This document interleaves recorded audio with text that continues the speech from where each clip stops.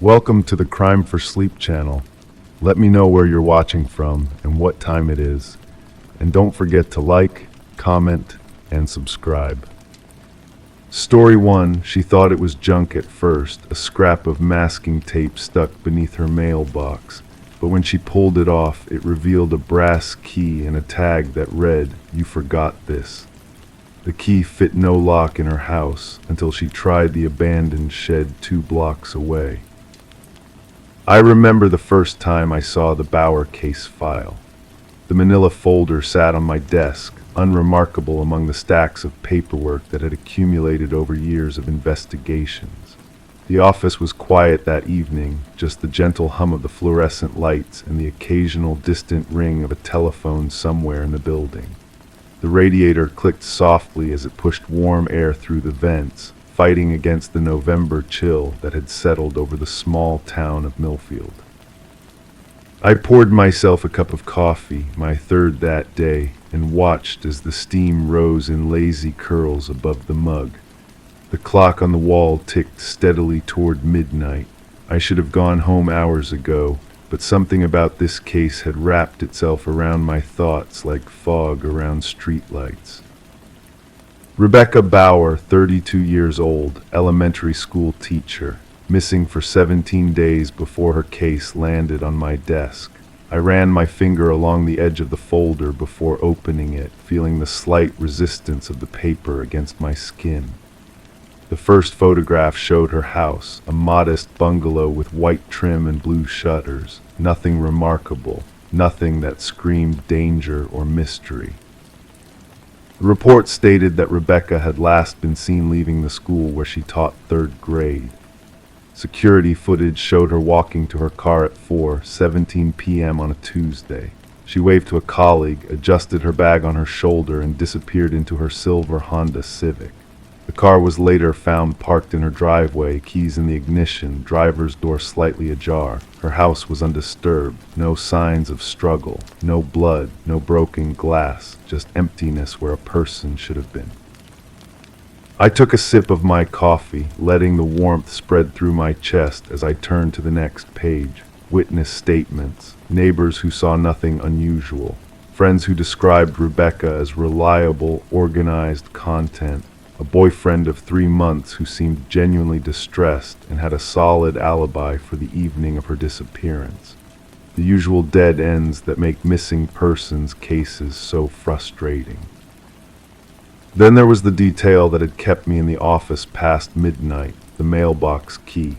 6 days after Rebecca disappeared, her neighbor noticed something unusual, a piece of masking tape stuck beneath Rebecca's mailbox. When she pulled it off, she found a brass key attached to a small paper tag bearing the words, "You forgot this," in neat, almost mechanical handwriting. The neighbor assumed it had been left by a friend or family member of Rebecca's and kept it, intending to give it to the police. I held the evidence bag containing the key up to the light. It was old, the brass darkened with age and use. Not the kind of key you'd find at a modern hardware store. It had weight to it, significance. I placed it back on my desk and leaned back in my chair, which creaked softly under my weight.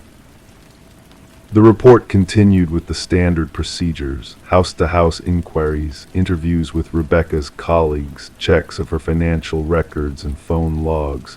Nothing seemed out of the ordinary.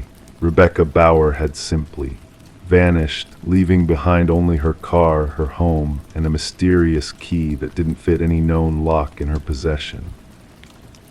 I closed the file and rubbed my eyes. The caffeine was losing its battle with fatigue. As I organized my desk to leave for the night, I slipped the evidence bag with the key into my pocket.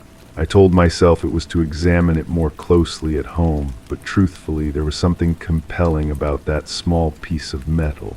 It felt like it was calling to me, whispering promises of answers if only I could find the right lock. The next morning I returned to Rebecca's neighborhood. The November air was crisp, carrying the scent of decaying leaves and wood smoke. I walked slowly down her street, the key heavy in my pocket. Her house looked exactly as it did in the photographs, ordinary, unassuming, silent. I spoke again with the neighbors, asking if they'd noticed any abandoned buildings, storage units, or sheds in the area. Most shook their heads, but Mrs. Delano, an elderly woman who had lived on the street for 40 years, mentioned an old gardening shed behind what used to be the community garden, about 2 blocks away. Nobody's used it in years, she told me, her arthritic hands wrapped around a mug of tea. The garden committee disbanded after the drought of '09, and the property just sits there. City owns it now, I suppose. I thanked her and made my way toward the location she described. The lot was overgrown, wild grass and weeds reclaiming what had once been neat rows of vegetables and flowers. At the far end, partially hidden by untrimmed bushes, stood a small wooden structure. The shed was weathered gray, its paint long since peeled away by sun and rain. A rusted padlock hung from the door. I approached slowly, each step deliberate as dry leaves crunched beneath my shoes.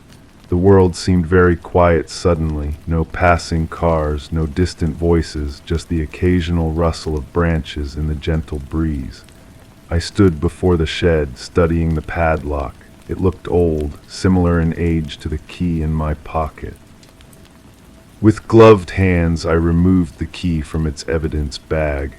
The metal felt cold against my fingers as I inserted it into the lock. For a moment, nothing happened. Then, with a reluctant groan of metal against metal, the key turned. The padlock opened. My heart beat steadily against my ribs as I removed the lock and placed my hand against the door. It swung inward with a long, low creak. The interior was dark, the only light filtering through a small, dirty window in the open doorway where I stood. As my eyes adjusted, I made out shapes, garden tools hanging on the walls, shelves lined with ancient seed packets and rusted cans of paint. Nothing unusual, nothing sinister. Then I noticed the floor. Unlike the wooden walls, it was dirt, packed earth that should have been level. But in the center of the shed was a distinct depression, roughly 6 feet long and 3 feet wide. The soil there looked darker, more recently disturbed than the hard-packed earth around it. I stepped back, pulled out my phone, and called for backup. As I waited, I stood in the doorway, unable to tear my gaze from that rectangular depression in the earth. The breeze picked up, sending a shower of leaves skittering across the ground. One landed at my feet, bright red against the brown dirt, like a drop of blood on the threshold of a mystery. Within an hour, the quiet lot had transformed into a crime scene.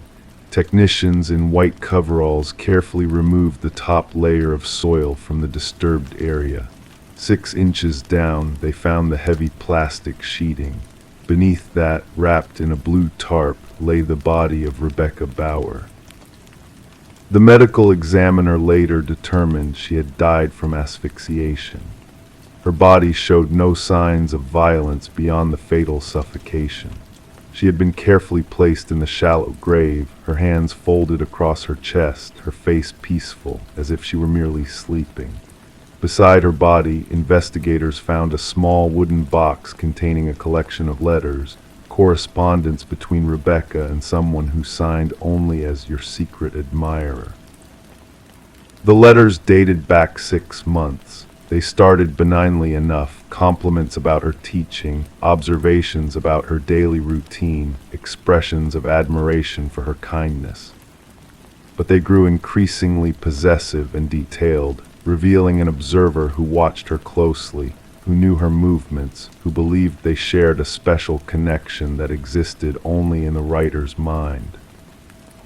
The final letter, dated the day before her disappearance, read simply, "Soon we'll be together forever. No one will separate us again." Forensic analysis of the letters yielded no fingerprints, no DNA, nothing that could lead us to the writer. The paper was common, available at any office supply store. The ink came from a standard ballpoint pen. The handwriting matched the tag on the key, neat, precise, emotionless. We interviewed everyone in Rebecca's life again: colleagues, friends, students, parents, her boyfriend. We looked for anyone who might have harbored an obsession, anyone who might have believed themselves in a relationship with her that didn't exist.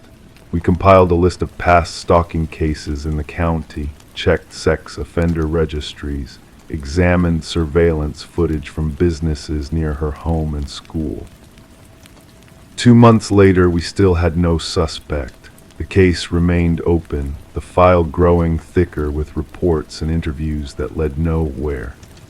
The key, now back in its evidence bag, sat in my desk drawer, a reminder of a mystery that seemed determined to remain unsolved. Sometimes on quiet nights when the office empties and the only sound is the hum of the fluorescent lights, I take out that key and wonder about the person who taped it beneath Rebecca's mailbox. I wonder if they're watching us. I wonder if they're watching me. And I wonder what other locks that key might open, what other secrets lie buried in the quiet corners of our town, waiting to be discovered by someone who recognizes the invitation. You forgot this. I know that someday we'll find them. Someday we'll understand why Rebecca Bauer had to die, why she was chosen, why she was laid to rest with such careful, twisted devotion. But until then, I keep the case file open.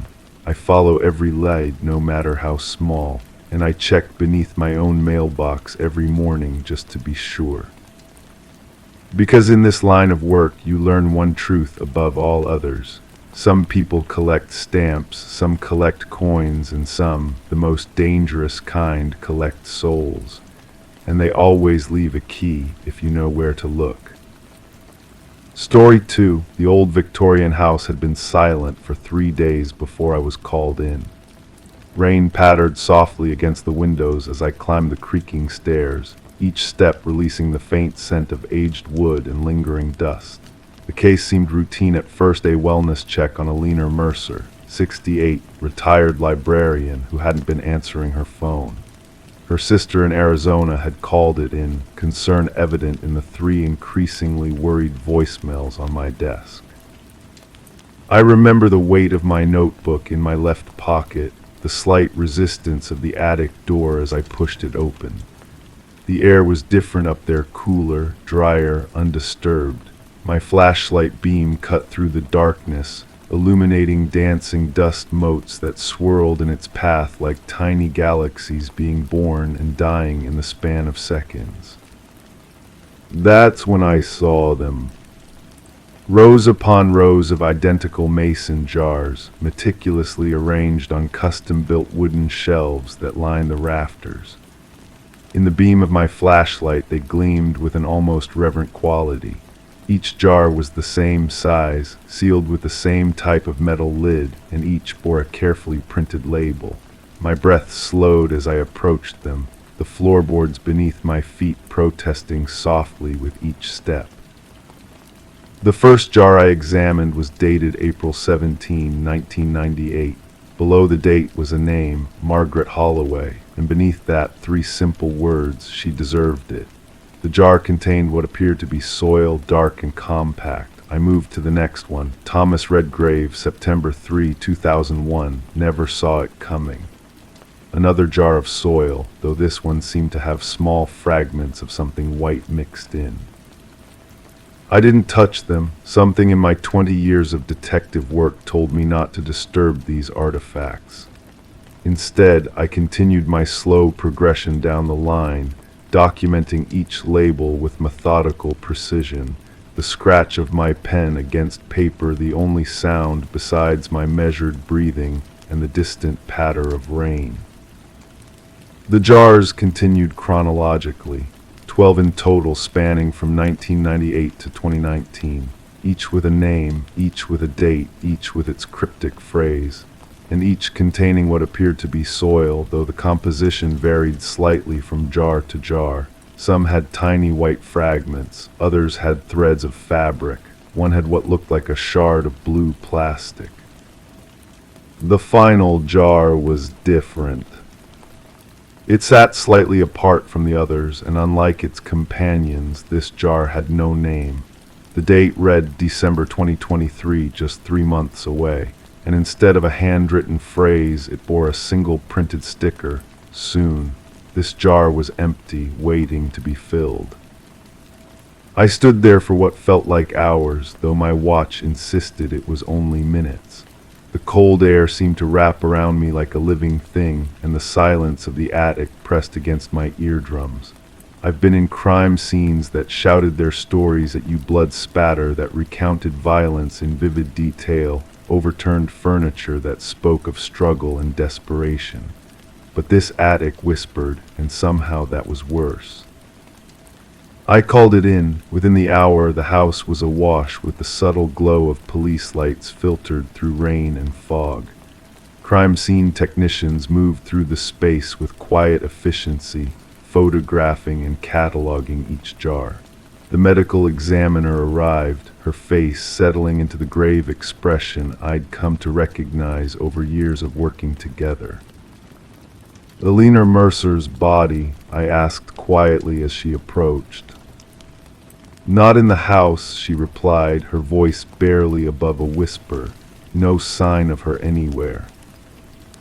We expanded the search. Neighbors were interviewed, their faces illuminated by the soft yellow glow of porch lights as evening settled over the neighborhood. Mrs. Jameson next door remembered seeing Alina 3 days prior, rolling a large suitcase down her front walk. Going to visit her sister, Alina had said with a wave, but her sister in Arizona insisted there had been no such plans. The soil samples from the jars were sent to the lab. I remember sitting in my office the next day, the ceiling fan spinning lazily overhead, creating a hypnotic rhythm that matched the tapping of my pen against my desk. When the phone rang, the lab technician's voice held the carefully controlled neutrality of someone delivering difficult news. "Human remains," she said simply. "Cremated remains mixed with soil in varying concentrations. Different individuals in each jar based on preliminary DNA testing." The investigation shifted then, gaining momentum like a river after spring thaws. Records were pulled, missing persons cases from the dates on the jars were reviewed. Margaret Holloway had disappeared after leaving a book club meeting. Thomas Redgrave had been reported missing after failing to return from a solo hiking trip. Each name on a jar matched a cold case, a person who had stepped out of their lives and vanished, leaving ripples of grief and unanswered questions. And Alina Mercer had been the librarian in town since 1980, her gentle smile and quiet demeanor a constant in the community. Alina, who had access to public records, who ran the genealogy club, who knew everyone's stories. Alina, who had lost her husband under questionable circumstances in 1997, just 1 year before the first jar appeared in her attic. We found her 4 days later in a cabin by Lake Champlain. She sat in a rocking chair on the porch, watching the water lap against the shore as we approached. There was no resistance, no dramatic showdown. She simply nodded as if she'd been expecting us, the motion causing a strand of her silver hair to fall across her face. "I wondered when you'd come," she said, her voice soft and melodic, like someone reading a bedtime story. "I suppose you found my collection." In the interview room at the station, with its flat fluorescent lighting and hard metal chairs, Alina seemed small and fragile. But her eyes told a different story. They were clear and focused, watching me with the intensity of a predator tracking movement. "They each had secrets," she explained, her hands folded neatly on the table between us. "Terrible secrets that hurt people. Margaret was embezzling from the Children's Hospital Fund. Thomas was abusing his stepdaughter, each one of them hiding behind respectable faces while doing monstrous things. And you appointed yourself judge and jury," I said, keeping my voice level. A small smile played at the corners of her mouth. An executioner, yes, someone had to. In a small town, detective, secrets fester if they're not excised. The last jar, I said, pushing a photograph across the table. No name. Alina's smile deepened just slightly. That was for me. I knew eventually someone would find my collection. I've had cancer for years, you see, terminal. The treatment stopped working in August. I figured I had until December at most. So you were planning to take your own life. And join my collection. Yes, poetic, don't you think, but you found me first. She leaned forward, her voice dropping to a near whisper. Though between you and me, detective, there should have been more jars, so many more. This town has more secrets than you could possibly imagine. As she was led away, Alina Mercer looked over her shoulder at me, that same small smile playing on her lips. Check the basement of the old Macready place on Elm Street, she said, under the north corner. Roger Macready's wife didn't leave him for another man in 1985. He just wanted everyone to think that. The case file sits on my desk even now, months later. 13 confirmed victims, their remains finally returned to grieving families. Alina Mercer died in prison 3 weeks ago, her cancer progressing faster than even she had anticipated. The last jar remains in evidence storage, still empty, its label a promise unfulfilled. Sometimes at night, when the rain taps against my window and sleep evades me, I think about those jars lined up in perfect rows. I think about the secrets people keep, and how in small towns those secrets seem to hang in the air like the dust motes in that attic, visible only when caught in the right light. And I wonder about the names Alina never had time to collect, the secrets she took with her to the grave. And I wonder, too, about my own secrets, and whether they would have eventually earned me a place on her shelf, a date, a name, and a jar of my own. Story 3, her niece handed it to her proudly, saying, "Look what I found in the woods." The doll's dress was handmade, its face cracked and stained, but the features were unmistakable. It looked exactly like her, right down to the scar above her lip. I remember the moment Sarah Jenkins first walked into my office at the county sheriff's department. The late afternoon light filtered through the blinds, casting long shadows across the worn linoleum floor. Sarah's fingers trembled slightly as she placed a small cardboard box on my desk. The air in the room seemed to thicken as she carefully lifted the lid, revealing what appeared to be an ordinary antique doll. "Detective Wilson," she said, her voice barely above a whisper, "I know this sounds absurd, but I think someone is watching me. I've been investigating cases in Oakwood County for nearly 20 years. Most are straightforward domestic disputes, property crimes, the occasional violent outburst fueled by alcohol or desperation. But Sarah's case would become the one that still visits me in those quiet moments between sleep and wakefulness." The doll was about 12 inches tall, with a porcelain face that had seen better days. A crack ran from the right eye down to the chin. The dress was handmade from faded blue cotton, with tiny pearl buttons running down the back. But what caught my attention, what made my skin prickle despite the warmth of the office, was the face. The features were sculpted with unsettling precision to match Sarah's. The wide-set eyes, the slightly crooked nose, and most disturbingly, the small, crescent-shaped scar above the upper lip. "My niece found it while playing near Blackwater Creek," Sarah explained, her finger hovering over but not touching the doll's face. "At first, I thought it was just a coincidence, but look at this." She turned the doll over. On the back of its cloth neck was a date, 4/17/2024, yesterday's date. "Someone made this recently," I said, stating the obvious as I carefully examined the doll. The porcelain was artificially aged, I realized, the cracks deliberately created to give the impression of antiquity.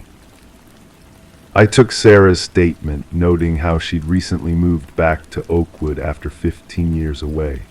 She'd purchased her grandmother's old house on Pine Ridge Road, the one that bordered the forest preserve. No, she hadn't noticed anyone following her. No strange phone calls, no threats, just an unsettling feeling of being watched whenever she walked in her garden at dusk. "I'm probably overreacting," she said, forcing a smile that didn't reach her eyes. "But that scar, it's so specific."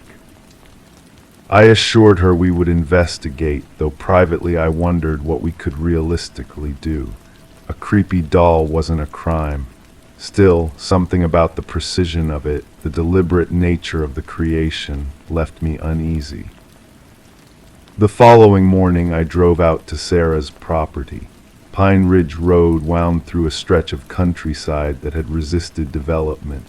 The houses were set far apart, nestled among ancient oaks and maples just beginning to show their spring foliage. Sarah's grandmother's house was a Victorian structure with a wraparound porch and gingerbread trim in need of repair. Behind it stretched the forest preserve, a dense woodland that eventually connected to Blackwater Creek. Sarah made us coffee in delicate china cups that seemed at odds with her obvious distress. Dark circles underlined her eyes, suggesting a sleepless night.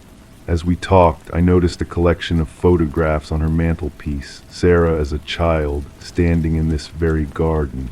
Sarah at graduation, Sarah with an older woman I assumed was her grandmother. "How well do you know your neighbors?" I asked, gazing out the window at the nearest house, barely visible through the trees. "Barely at all," she admitted. "The Hendersons to the east, they've been here forever. My grandmother used to mention them. The house to the west has been empty for years." I spent the morning interviewing the Hendersons, an elderly couple who seemed genuinely surprised by my questions. Yes, they knew Sarah had moved in. No, they hadn't seen anyone unusual in the area.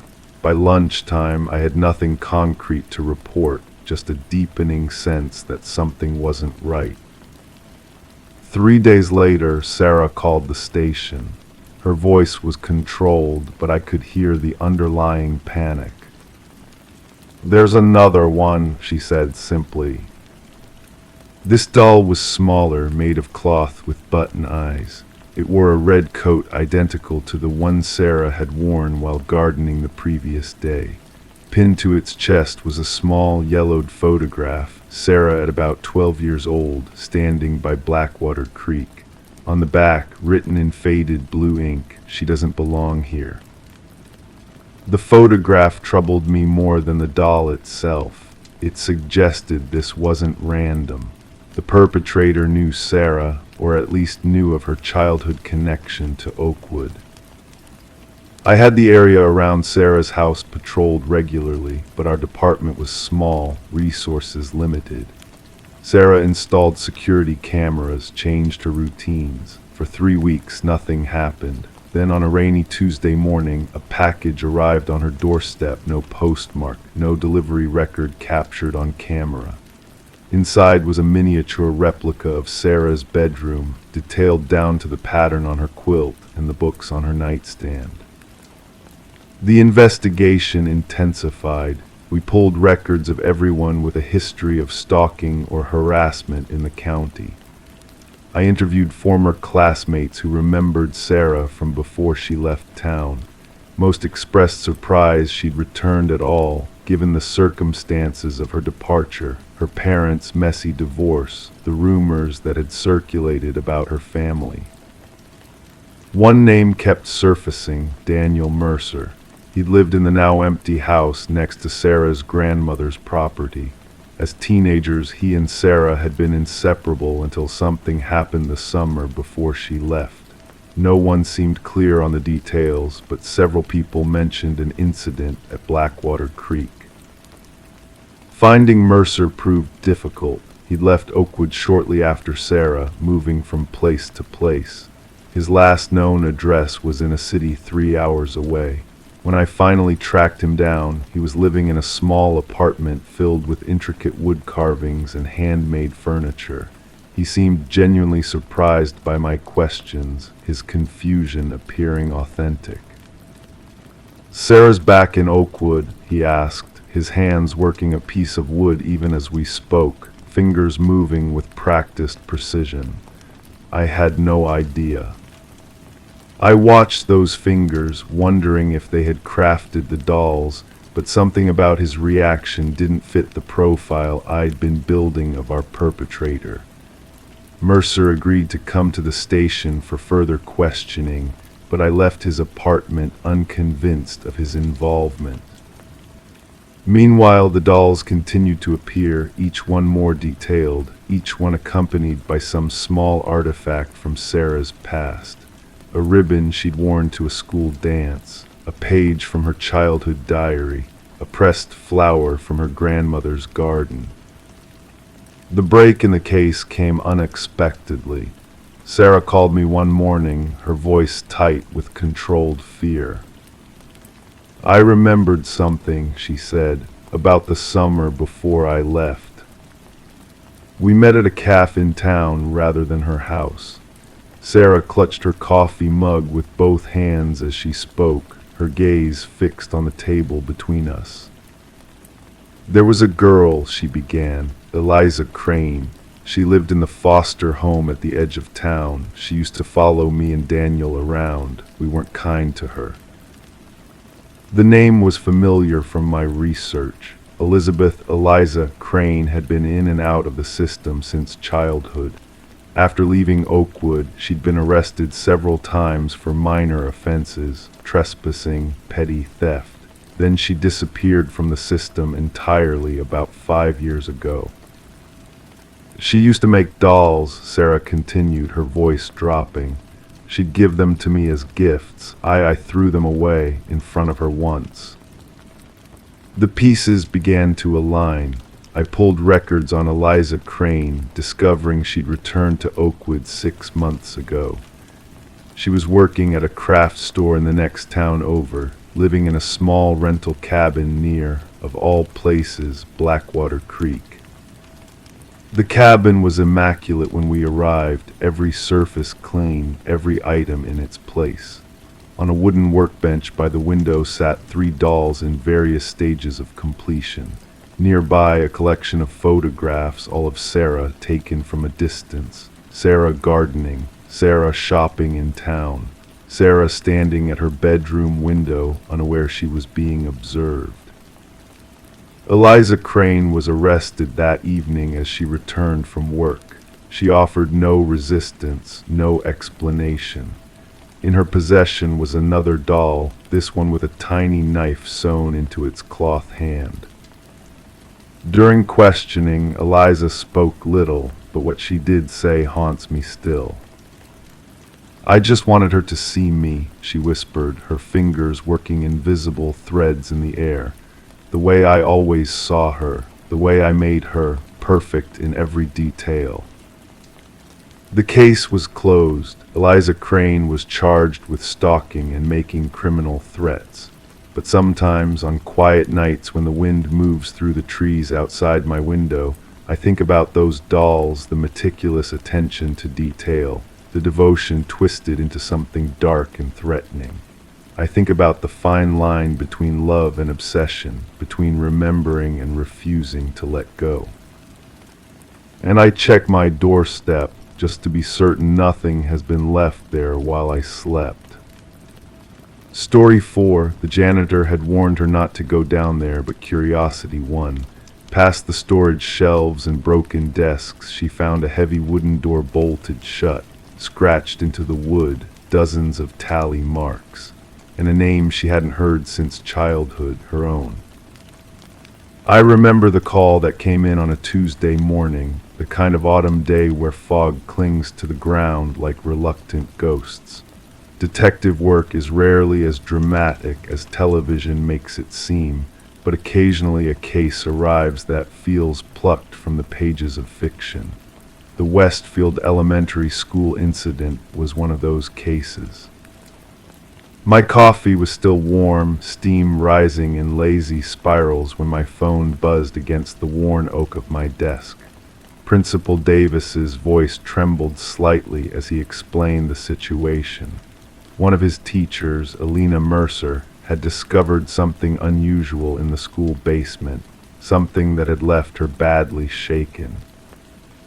"She won't talk to anyone else," he explained.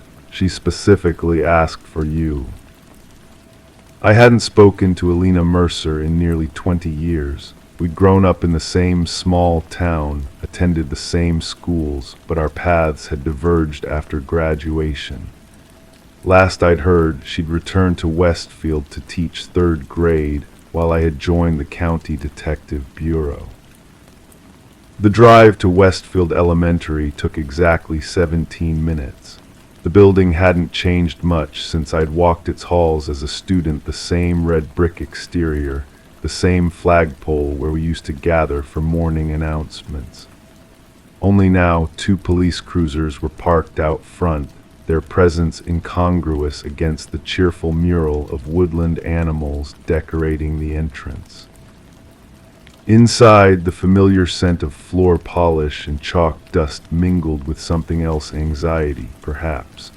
The main office was quiet, save for the gentle tapping of rain against the windows. Principal Davis, a balding man with kind eyes magnified by thick glasses, led me down the corridor without speaking. Our footsteps echoed against the polished linoleum. Alina sat alone in the teacher's lounge, her hands wrapped around a mug of untouched tea. She looked up when I entered, and for a moment I saw the shadow of the girl I had known, hidden beneath the composed exterior of the woman she had become. "James," she said simply, "thank you for coming." I sat across from her, noting the slight tremor in her fingers as she placed the mug on the table between us. "Tell me what happened, Alina." She took a deep breath, her eyes focused somewhere beyond the room. I was looking for extra art supplies. Mr. Winters, the janitor, he told me they keep the overflow materials in the storage room downstairs. He warned me not to wander, said parts of the basement aren't safe. A pause. But I heard something, a sound like scratching. The basement at Westfield had always been a subject of schoolyard rumors. Parts of it predated the main building, remnants of the original schoolhouse built in the 1890s. Renovations over the decades had created a labyrinth of storage rooms and forgotten spaces. Alina continued, her voice growing steadier as she spoke. I followed the sound past the main storage area. There's a corridor I didn't know existed, with old desks and filing cabinets lining the walls, and at the end, she swallowed hard, a door, heavy wood, reinforced with metal bands. It was bolted shut from the outside. Principal Davis shifted uncomfortably beside me. The maintenance staff claims they don't know anything about that section. It doesn't appear on any of our building plans. The door, Alina said, her voice barely above a whisper now. It had marks carved into it, dozens of them, tally marks like someone was counting days, and beneath them, her eyes met mine. My name, Alina, not just scrawled but deeply carved into the wood. The weight of her words settled between us like dust. I asked the question we were all thinking. Did you open the door?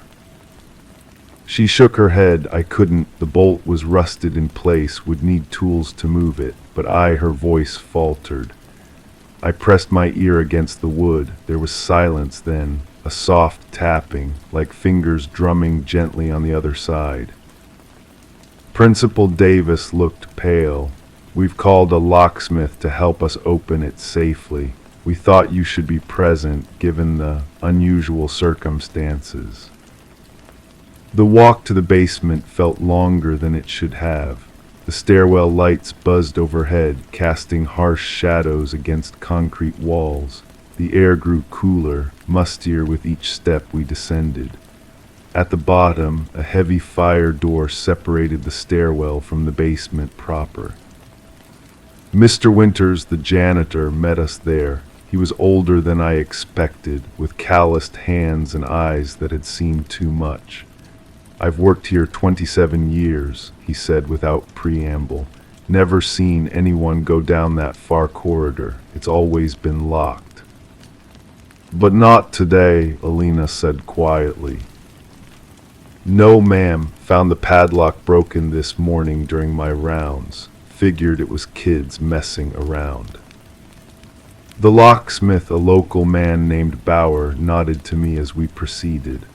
The main storage room was well lit, shelves neatly organized with textbooks and classroom supplies. But beyond it, where the fluorescent lights gave way to bare bulbs hanging from chains, the atmosphere changed perceptibly. Alina wasn't exaggerating about the corridor.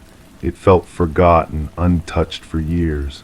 Dust motes danced in the beam of my flashlight, the air thick and undisturbed. Old wooden desks with cast iron legs stood in uneven rows, their surfaces etched with generations of initials and doodles.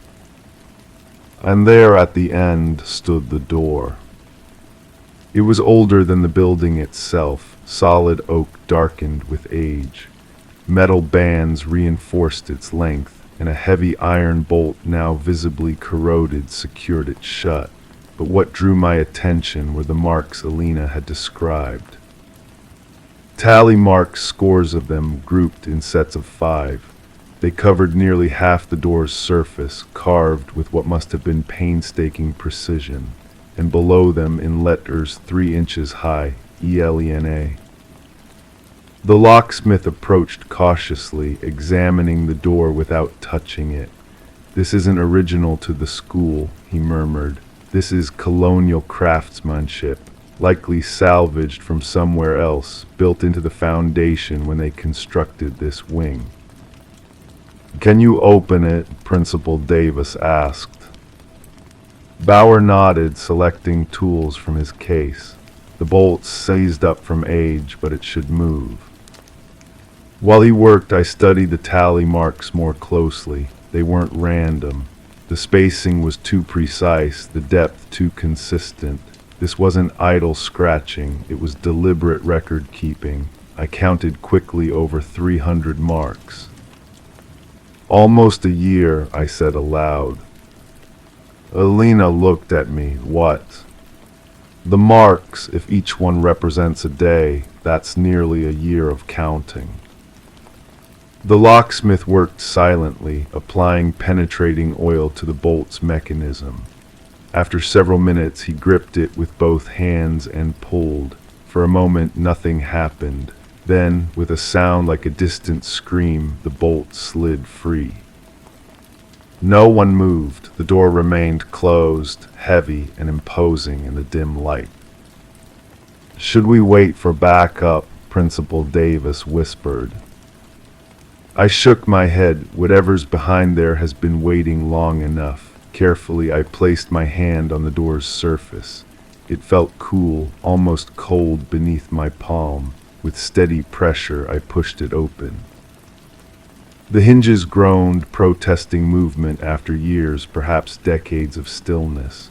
Darkness greeted us, thick and absolute. My flashlight beam cut through it, revealing a space no larger than a modest walk-in closet. The walls were bare stone, the floor packed earth.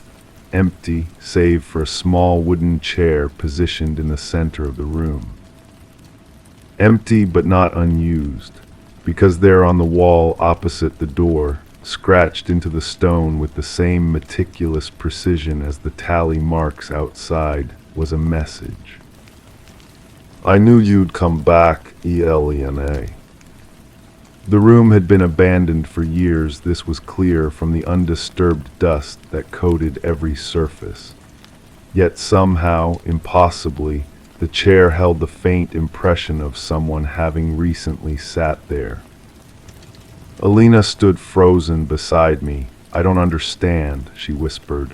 "I've never been down here before. I didn't even know this place existed until today." I examined the room more thoroughly, my flashlight revealing nothing but bare walls and that single, unsettling message. No other doors, no windows, no explanation for who had been kept here or how they had eventually left. The school records, I said finally. We need to check if there was ever another Elena associated with this building, a student perhaps, or a teacher from earlier years. Later that afternoon, in the quiet of the district archives, we found our answer, or at least the beginning of one. In a student registry from 1937, nearly 90 years earlier, Elena Mercer, not my Elena, but her great-grandmother who had disappeared during her final year of elementary school. The case had never been solved. The investigation continues, but some mysteries resist easy explanations. The locked room remains empty, its purpose unclear. Sometimes at night, when the school stands silent and dark, Mr. Winters claims he can hear the faint sound of scratching coming from behind that heavy oak door, as if someone is still keeping count, still waiting for Elena to return. And sometimes, in the quiet moments between cases, I wonder about those tally marks, 312 of them, one day short of a full year. Why did the counting stop? Story 5, he showed up at her door looking thin, nervous, and familiar. You said you would help me disappear, he whispered. She'd never seen him before in her life, but he knew everything about her past, things no one else could possibly know. I still remember the weight of the file in my hands when this case first crossed my desk. It was unusually thin for a missing persons report, just a few sheets of paper held together by a single paper clip that had left a slight indentation on the corner. Detective work is often like this, small impressions that speak volumes if you know how to read them. The woman's name was Elena Marsh, 42 years old, a clinical psychologist with a private practice in Millfield, a sleepy suburb where the sidewalks roll up at 9 and the local diner serves the same pie recipe they've used since 1963. I'd driven through once years ago and remembered only the impossibly green lawns and white picket fences, a postcard of suburban tranquility. The clock on my office wall ticked softly as I read her statement. The radiator in the corner hissed occasionally, releasing small clouds of steam that dissipated into the still air of the room. Outside, a light drizzle had started, tiny droplets collecting on my window, distorting the view of the city lights beyond. According to her statement, a man had appeared at her door on a Tuesday evening, just as the autumn sun was setting. Elena had been preparing dinner, chopping vegetables for a soup, when the doorbell rang. She wasn't expecting anyone. The knife had left a damp mark on her countertop as she set it down, a small half-moon of moisture that would dry by the time she returned. He was thin, she told the responding officer. Not just slim, but hollow somehow, like someone who'd been sick for a long time. His clothes hung off him. Good quality, but worn too many times without washing. What struck her most were his eyes, familiar, she said, as if she'd known him for years, but she was certain they'd never met before. His hair was dark with flecks of premature gray at the temples, his face unshaven but not quite bearded, the kind of face that would blend into any crowd, remarkable only in its unremarkability. You said you would help me disappear, he had whispered, his voice hoarse as if unused to speaking. Elena had stood in her doorway, the warm light of her kitchen spilling out around her onto the porch where this stranger stood, his figure half in shadow. I think you have the wrong person, she had told him politely, her hand already moving to close the door. That's when he said her maiden name, Winterson, a name she hadn't used in over 15 years, not since her divorce. The paper crinkled softly as I turned the page of her statement. My coffee had grown cold beside me, a thin film forming on its surface. I took a sip anyway, barely registering its bitterness. He knew things about her, Alina had said, things she'd never told anyone. How she'd broken her arm at age 7, falling from a tree house her father had built. The name of her first pet, a tortoise called Einstein. The fact that she kept a small stone from every place she'd ever visited in a wooden box beneath her bed. "How do you know these things?" she had asked him, a chill running up her spine despite the warmth of the evening. "Because you told me," he had replied, "in another life." I paused here, my finger resting on this line in the report. It was such a strange phrase, melodramatic, almost theatrical. Not the kind of thing you'd typically find in a police report. I made a small note in the margin with my pencil, the graphite leaving a soft gray mark on the paper. Alina had let him in, perhaps out of curiosity, perhaps out of fear. She'd later tell me it was a professional reflex, the psychologist in her recognizing someone in distress. He had sat at her kitchen table, his hands trembling slightly as she poured him a glass of water. The ice cubes clinked against the glass, a small, normal sound in what was rapidly becoming a most abnormal evening. His name, he said, was Daniel Keene, but then he'd shaken his head as if disagreeing with himself. "That's not right anymore," he'd muttered. "I've had so many names now." The kitchen light had cast strange shadows on his face, deepening the hollows of his cheeks and eyes. Alina had noticed a scar on his left hand, thin and precise, like a surgical incision. 5 years ago, he had told her, his eyes never leaving hers, you helped a man change his identity. You gave him documents, a new name, a new life. I need you to do the same for me.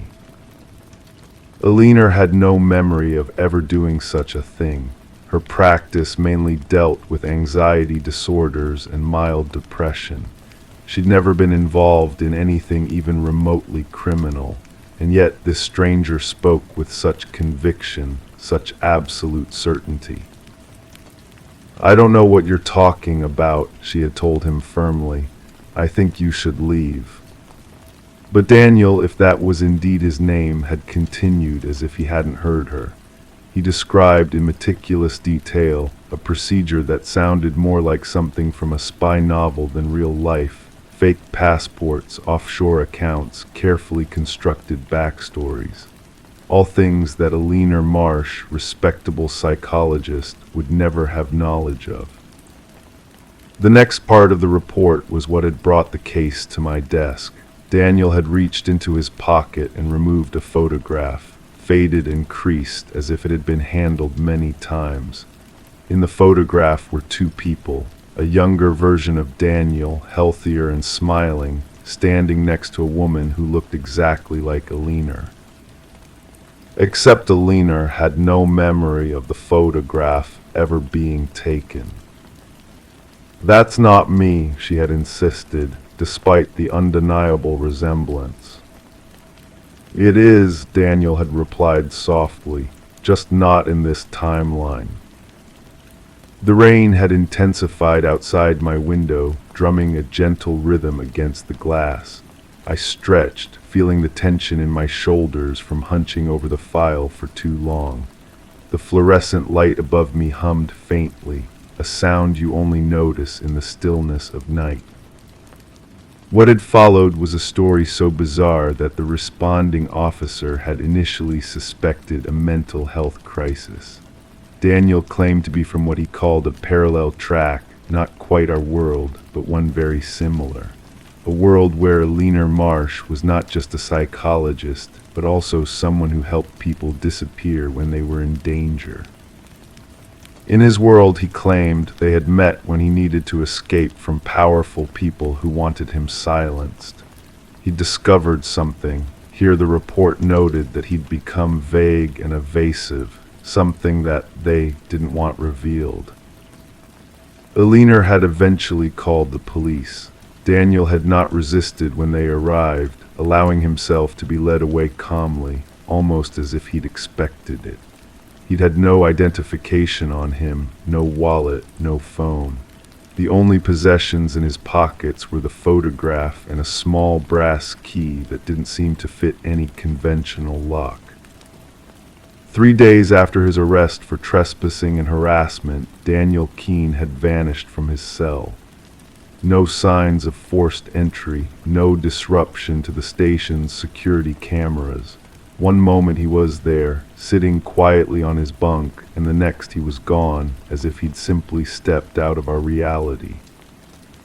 The case might have been filed away as an unsolved oddity, a footnote in the station's records, if not for what happened next. 2 weeks after Daniel's disappearance, Alina Marsh found a package on her front porch. Inside was a notebook filled with writing she recognized as her own handwriting, though she had no memory of writing any of it.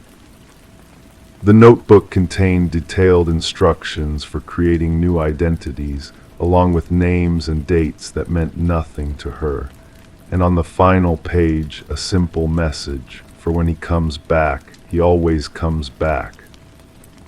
I closed the file, my mind turning over the possibilities. A sophisticated con, perhaps, or maybe Alina Marsh had a past she was hiding, even from herself. The most likely explanation was that Daniel was a stalker who had researched her thoroughly, crafting an elaborate fantasy around her. But none of those explanations accounted for his disappearance from a locked cell, or for the notebook in her handwriting. The next morning I drove to Millfield. The autumn leaves were turning, splashes of red and gold against the gray sky. Alina Marsh's house was exactly as I'd pictured it, a modest 2-story with neatly trimmed hedges and potted chrysanthemums flanking the front door. She answered on the second knock, her face guarded but composed. The living room she led me into was tastefully decorated, with bookshelves lining one wall and large windows overlooking a small backyard. There was nothing to suggest anything out of the ordinary happened here. We talked for over an hour. She was articulate, thoughtful in her responses. Nothing in her manner suggested deception or mental instability. She showed me the notebook, her fingers slightly hesitant as she handed it over, as if touching something slightly dangerous. The handwriting was indeed a perfect match to the notes she showed me from her patient sessions.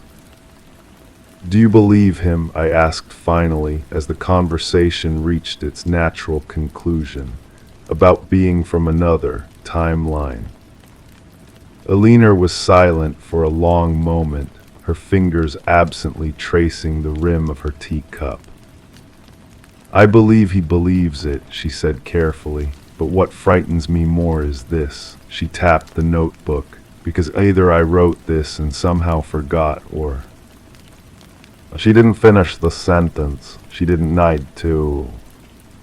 As I was leaving, something caught my eye, a small wooden box on her mantelpiece. Without thinking, I asked, "Is that where you keep your stones, from all the places you've visited?" Alina froze, her hand on the door. "No," she said slowly. "That box was a gift from my mother. I keep old letters in it." "My mistake," I said, but a chill had settled in the room between us. Because according to the file, according to Daniel's story, Alina kept her collection of stones in a wooden box under her bed, a detail she'd confirmed in her statement to the responding officer. A detail I shouldn't have known. As I walked back to my car, the autumn wind rustling the leaves around my feet, I couldn't shake the sensation of something shifting just at the edge of my perception. A world almost identical to this one, but not quite. A world where Alina Marsh helped people disappear, and where a man named Daniel Keene had discovered something dangerous enough to flee across realities. The case remains open. Daniel Keene has never been found. Eleanor Marsh continues her practice in Millfield, though she's installed additional security cameras around her home. The notebook is locked in an evidence locker at the station, its secret still unexplained. Sometimes on quiet nights when the rain taps gently against my window and the world seems to hold its breath, I find myself wondering about parallel tracks and lives we might have lived. And I wonder, too, about the thin man with familiar eyes and whether somewhere in some other timeline he finally found his way home. Or whether perhaps he's still out there, moving between worlds, searching for the woman who once promised to help him disappear. Story 6, it slid out as the mirror cracked, a thick file marked Archive Level 2. Inside were surveillance photos of her taken from high angles, parking lots, her backyard, even her bedroom, and a sticky note on the last page, subject unaware, proceed. I still remember the weight of that folder in my hands, heavy, like secrets always are. The edges were worn smooth from handling, suggesting this wasn't new information but a collection curated over time. The paper felt cool against my fingertips as I stood there in Jennifer Mackenzie's bathroom, the shattered mirror reflecting fragments of my stunned expression. I wasn't supposed to be investigating anymore. After 23 years with the department, I had quietly retired to a cabin overlooking Lake Champlain. My days were supposed to be filled with fishing and the occasional woodworking project, but when Jennifer, my niece, mentioned the feeling of being watched during our monthly phone call, something in her voice pulled me back into the world I thought I'd left behind. "It's probably nothing, Uncle Ray," she had said, her laugh a little too forced. "Just getting jumpy since I started living alone." The bathroom was small, with pale blue tiles that had begun to show their age. The mirror had broken when I was checking behind it for a leak Jennifer had mentioned. What I found instead was this folder, tucked into a hollow space in the wall that someone had carefully cut out and concealed. I lowered myself onto the edge of the bathtub, the porcelain cool through my jeans. The house was silent except for the occasional creak of settling wood and the distant sound of traffic sliding past outside. The first photograph showed Jennifer entering her office building, the image taken from across the street, the zoom lens capturing her expression as she checked her phone. The timestamp read 8:17 a.m. April 3rd, just 2 months ago. The next several photos followed a similar pattern. Jennifer at the grocery store, Jennifer walking her small terrier in the park near her house, Jennifer sitting alone at a window table in her favorite coffee shop. Each image carried the same clinical quality, documenting her movements with methodical precision. No artistic angles, no emotional content, just surveillance, pure and simple. My training from decades in law enforcement kicked in as I laid each photo on the bathroom floor in chronological order. The timeline stretched back nearly 6 months. Whoever was watching Jennifer had been patient, thorough, professional. This wasn't the work of a typical stalker. The angles suggested access to security cameras or specialized equipment. The clarity spoke of resources beyond what most individuals would possess. The bathroom light hummed softly overhead as I examined each image more closely. My hands didn't shake, they never did during an investigation, but I felt a heaviness in my chest that had nothing to do with my age and everything to do with the coldness of what I was seeing. Someone had been documenting my niece's life with terrifying thoroughness, and she had no idea. I reached the final section of photographs and my breath caught. These were taken inside her home. Jennifer reading on her couch, Jennifer cooking dinner, Jennifer asleep in her bed. The intrusion was absolute, intimate in a way that made my skin crawl. The camera angles suggested hidden devices placed high in corners, in light fixtures, in places she'd never think to look. The last page wasn't a photograph, but a printed email with that sticky note attached. The email itself was sparse, with no header or signature. Subject: maintains routine behaviors, no contact with targets of interest. Surveillance to continue until Phase 2 authorization. Request additional resources for interior monitoring upgrade. I carefully reassembled the file, my mind working through the implications. Jennifer was 32, worked as an environmental compliance specialist for a mid-sized consulting firm, dated occasionally but was currently single, and lived a life so ordinary that this level of surveillance seemed wildly disproportionate. What could possibly make her a person of interest to anyone with these kinds of resources? The question haunted me as I slipped the folder into my jacket and began examining the bathroom more carefully. It took nearly 40 minutes of meticulous searching before I found the first camera, a pinhole lens embedded in the decorative molding above the shower. So small that you'd never notice it unless you were specifically looking for something exactly like it. By the time Jennifer returned from her errands, I had found 3 cameras in the bathroom alone. I told her I'd accidentally broken her mirror while checking the pipes. I didn't mention the folder or the cameras, not yet.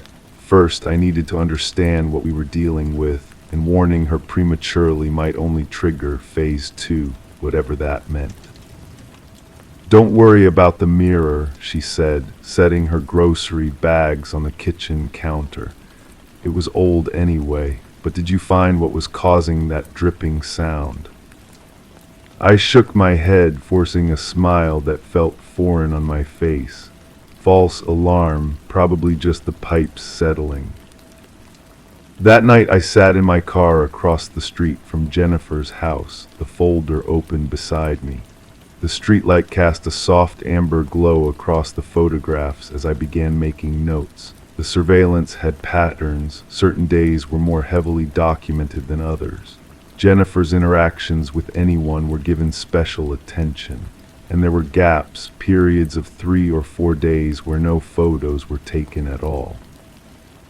The cool night air filtered through my partially opened window, carrying the scent of someone's fireplace burning nearby. I tapped my pen against the steering wheel, a habit from my detective days that helped me think. This wasn't random. This wasn't even about Jennifer herself. My niece was being watched because of something or someone she was connected to. But who? I pulled out my phone and scrolled through recent pictures of us together, trying to see Jennifer through a stranger's eyes. What made her special? What made her a target? She had mentioned no new relationships, no unusual occurrences at work, no strange encounters. Her life was stable, predictable, ordinary.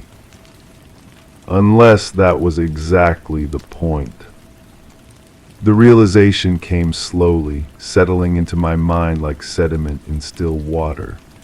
Jennifer's ordinary life made her perfect for what I wasn't yet sure, but her predictable patterns, her lack of serious relationships, her independent lifestyle, all of it made her an ideal candidate for something. 2 days later, after installing counter-surveillance equipment in Jennifer's house, explaining it away as a security upgrade, after a series of break-ins in a neighborhood across town, I had my answer. The cameras I discovered were broadcasting to a receiver in the vacant house 2 doors down.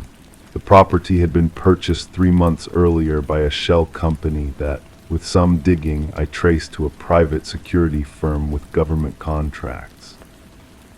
What I still didn't know was why. Why Jennifer? Why this level of intrusion? The answer came in the form of a name buried in her company's client list, Meridian Technologies, a defense contractor currently under federal investigation for suspected espionage.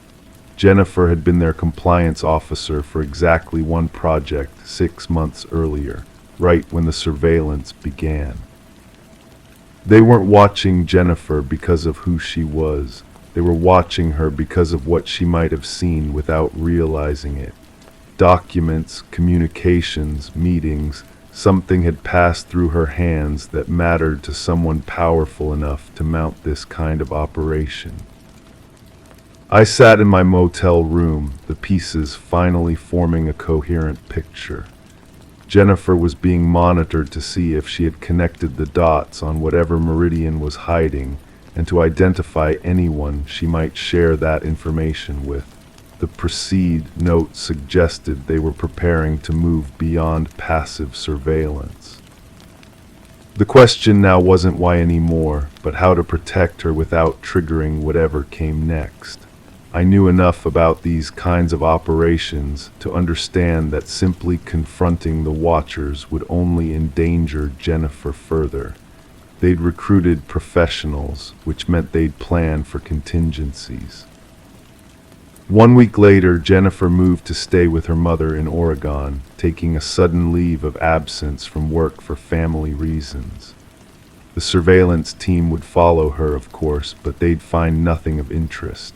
Because before she left, Jennifer transferred all her work files to an encrypted drive that was now in my possession, waiting to be delivered to a former colleague at the FBI.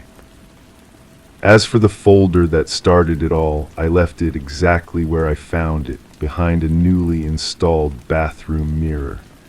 But I added one item, a note of my own, placed carefully on top of their surveillance photos. Watchers now watched, reconsider. Sometimes the most effective countermove isn't confrontation, but simply letting your opponent know that the game has changed, that the hunter might have become the hunted, that secrets never stay hidden forever, especially when they slip out from behind broken mirrors into hands that know exactly what to do with them. The folder remains there still, as far as I know. Jennifer is safe, rebuilding her life far from here.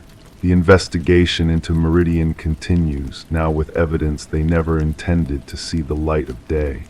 And I've returned to my cabin by the lake, watching the water and waiting, because some stories don't end, they just pause before the next chapter begins. And I can't help but wonder who else might have folders hidden behind their mirrors, waiting to be found. Story 7. She was replacing the old flooring when she found them, deep grooves in the wood, leading from the hallway into the bedroom. At the end of the trail, under the bed frame, she found a broken fingernail embedded in the floor. I remember the first time I entered the Whitman residence. The air hung heavy with dust motes dancing in the afternoon light that filtered through yellowed curtains. The house had been vacant for almost 2 years, ever since Mary Whitman, a 68-year-old retired school teacher, had seemingly vanished without a trace. Her mail had piled up, her utilities had been shut off, and eventually the bank had foreclosed on the property. The new owner, a young woman named Eliza Morgan, had purchased the place at auction, charmed by its Victorian architecture and the quiet cul-de-sac it occupied in the sleepy town of Cedar Mills. Eliza was eager to renovate, to breathe new life into the old bones of the house. That's how she found what so many before her had missed. On a Tuesday morning in late September, Eliza was pulling up the faded beige carpet in the upstairs hallway. She'd already removed the living room flooring and was pleased to discover pristine hardwood underneath. But here, something was different. As she peeled back the carpet and padding, her fingers traced over deep, irregular grooves in the wood. I didn't know what to make of them at first, she told me later, her voice soft and hesitant. They looked almost like someone had dragged something sharp across the floor. The scratch marks formed an uneven trail leading from the center of the hallway toward the master bedroom. They deepened as they approached the doorway, as if whoever or whatever had created them had been fighting against being pulled inside. When Eliza followed the marks into the bedroom and continued removing the carpet, she found them leading directly to the heavy oak bed frame. And there, embedded in the last and deepest gouge, was a broken fingernail with traces of red polish still clinging to the edges. That's when she called the police, and that's when I got involved. My name is Detective Sarah Harmon. I've worked cold cases in Cedar Mills for 11 years, and Mary Whitman's disappearance was one I'd reviewed periodically since it happened. There wasn't much to go on, no signs of forced entry, no evidence of foul play. Her purse and wallet were still in the house, but her car was gone. The prevailing theory had been that she'd suffered some kind of mental break, driven away, and met with an accident somewhere remote where her vehicle hadn't been discovered. But now, standing in that bedroom, watching as the crime scene technicians photographed the scratch marks and carefully extracted the fingernail, I felt the familiar tightening in my chest that told me this case was about to change. How did no one notice this before? I asked the lead technician, a meticulous man named Powell who'd been with the department longer than anyone. He shook his head slowly, measuring his words. The original investigation didn't pull up the carpet. There was no reason to. The carpet looked undisturbed, and they were working on the assumption she'd left voluntarily. I crouched down to examine the marks more closely. They weren't fresh. The wood had darkened around the edges of each gouge, and years of dust had settled into the crevices. These marks had been here when Mary disappeared. They told a story that contradicted everything we thought we knew about the case. The lab results came back a week later. The fingernail contained DNA that matched samples from Mary Whitman's hairbrush and toothbrush that had been collected during the initial investigation. The polish color, a distinctive burgundy shade called Midnight Vow, matched the half-empty bottle still sitting on her bathroom vanity.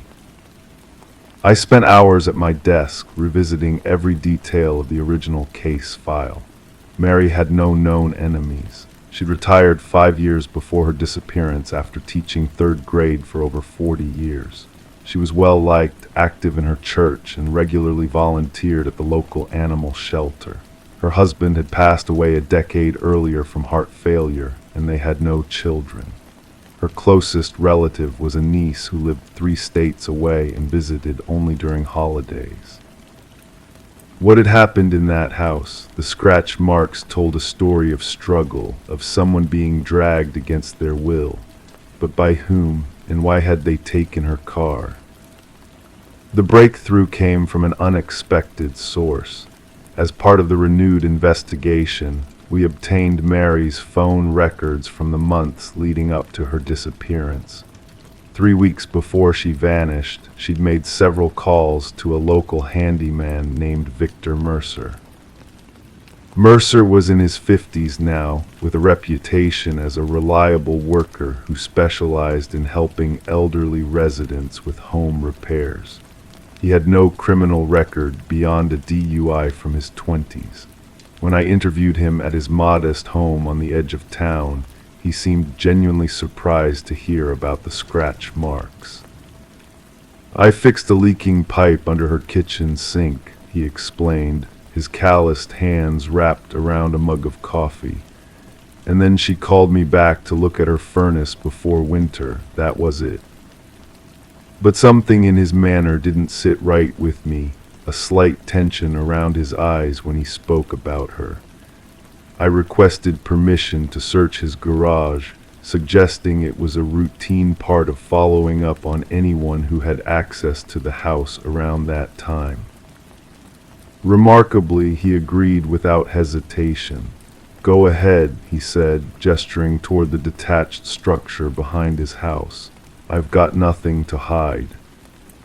The garage was meticulously organized, tools hanging in perfect alignment on pegboards, labeled bins stacked neatly on metal shelving. In the corner sat a covered shape that turned out to be a 1998 Toyota Camry, the same make, model, and color as Mary Whitman's missing vehicle. When we ran the VIN number, it confirmed what I already suspected. This was Mary's car. The interior had been completely stripped and reupholstered, but luminol testing revealed traces of blood that had seeped into the cracks around the trunk lining. We arrested Victor Mercer that afternoon. After 6 hours of questioning, he finally broke. "She was going to report me," he whispered, his eyes fixed on some middle distance. "She found out about the others." The others, as it turned out, were elderly clients whose homes Mercer had burglarized after completing repair work. He'd stolen jewelry, cash, and small valuables over the years, careful to take items that might not be immediately missed by forgetful owners. But Mary had caught him pocketing a valuable coin collection that had belonged to her late husband. "She was waiting for me when I came to fix her furnace," he said. "Told me she'd been cataloging everything of value in her house after noticing some items missing. Said she had proof it was me." According to Mercer, Mary had threatened to go to the police the next day. He panicked, struck her from behind with a wrench, and then dragged her unconscious body from the hallway into her bedroom, where he'd strangled her. "She woke up while I was dragging her," he said flatly. "Started clawing at the floor. I didn't know she'd broken a nail there." He'd wrapped her body in a blanket, placed her in the trunk of her own car, and driven to a remote area in the national forest 2 counties over. He buried her body deep in the woods, drove her car back to his garage, and methodically removed any evidence of what had happened. The carpet, which he knew contained fibers and possibly blood evidence, had been the one thing he couldn't safely remove without drawing attention. So he'd left it, never imagining that the solid wood underneath held the evidence of Mary's final moments. 3 days later, we found Mary Whitman's remains exactly where Mercer had described. She was still wrapped in her own floral blanket, buried beneath a stand of pine trees whose fallen needles had created a soft, thick carpet over her makeshift grave. The medical examiner confirmed strangulation as the cause of death. I think often about those scratch marks, how they remained hidden for so long, silent witnesses to a desperate struggle. How Mary, in her final conscious moments, had left behind a clue that eventually brought her killer to justice. And I think about Eliza Morgan, who simply wanted to restore an old house to its former beauty, never expecting to solve a crime that had gone cold years before. Sometimes the truth lies just beneath the surface, waiting for someone to pull back the layers and listen to what the silence has been trying to tell us all along.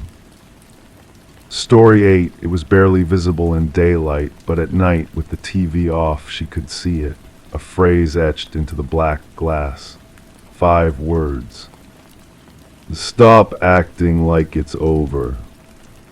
She lived alone, and the screen had never been scratched before. I remember the way the case file landed on my desk on a Tuesday morning in October. The air conditioning in the precinct hummed too loudly that day, creating a white noise that seemed to drown out conversation. Detective Marin had placed the manila folder beside my coffee cup without ceremony, the corner of it absorbing a small ring of moisture from the bottom of my mug. "This one's different," she said, her voice low and measured. "No forced entry, no theft, just psychological terrorism, if you ask me." I opened the file and saw the first photograph, a television screen photographed in darkness, with the flash of the camera creating a ghostly reflection. But even with that glare, I could make out the thin, scratched letters forming a message that would haunt me for months to come.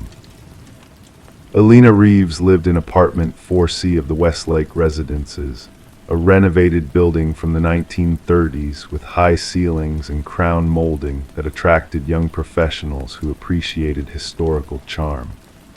She was 34, worked as a content strategist for a marketing firm downtown, and had lived alone for the past 3 years following a peaceful but definitive breakup with her long-term boyfriend.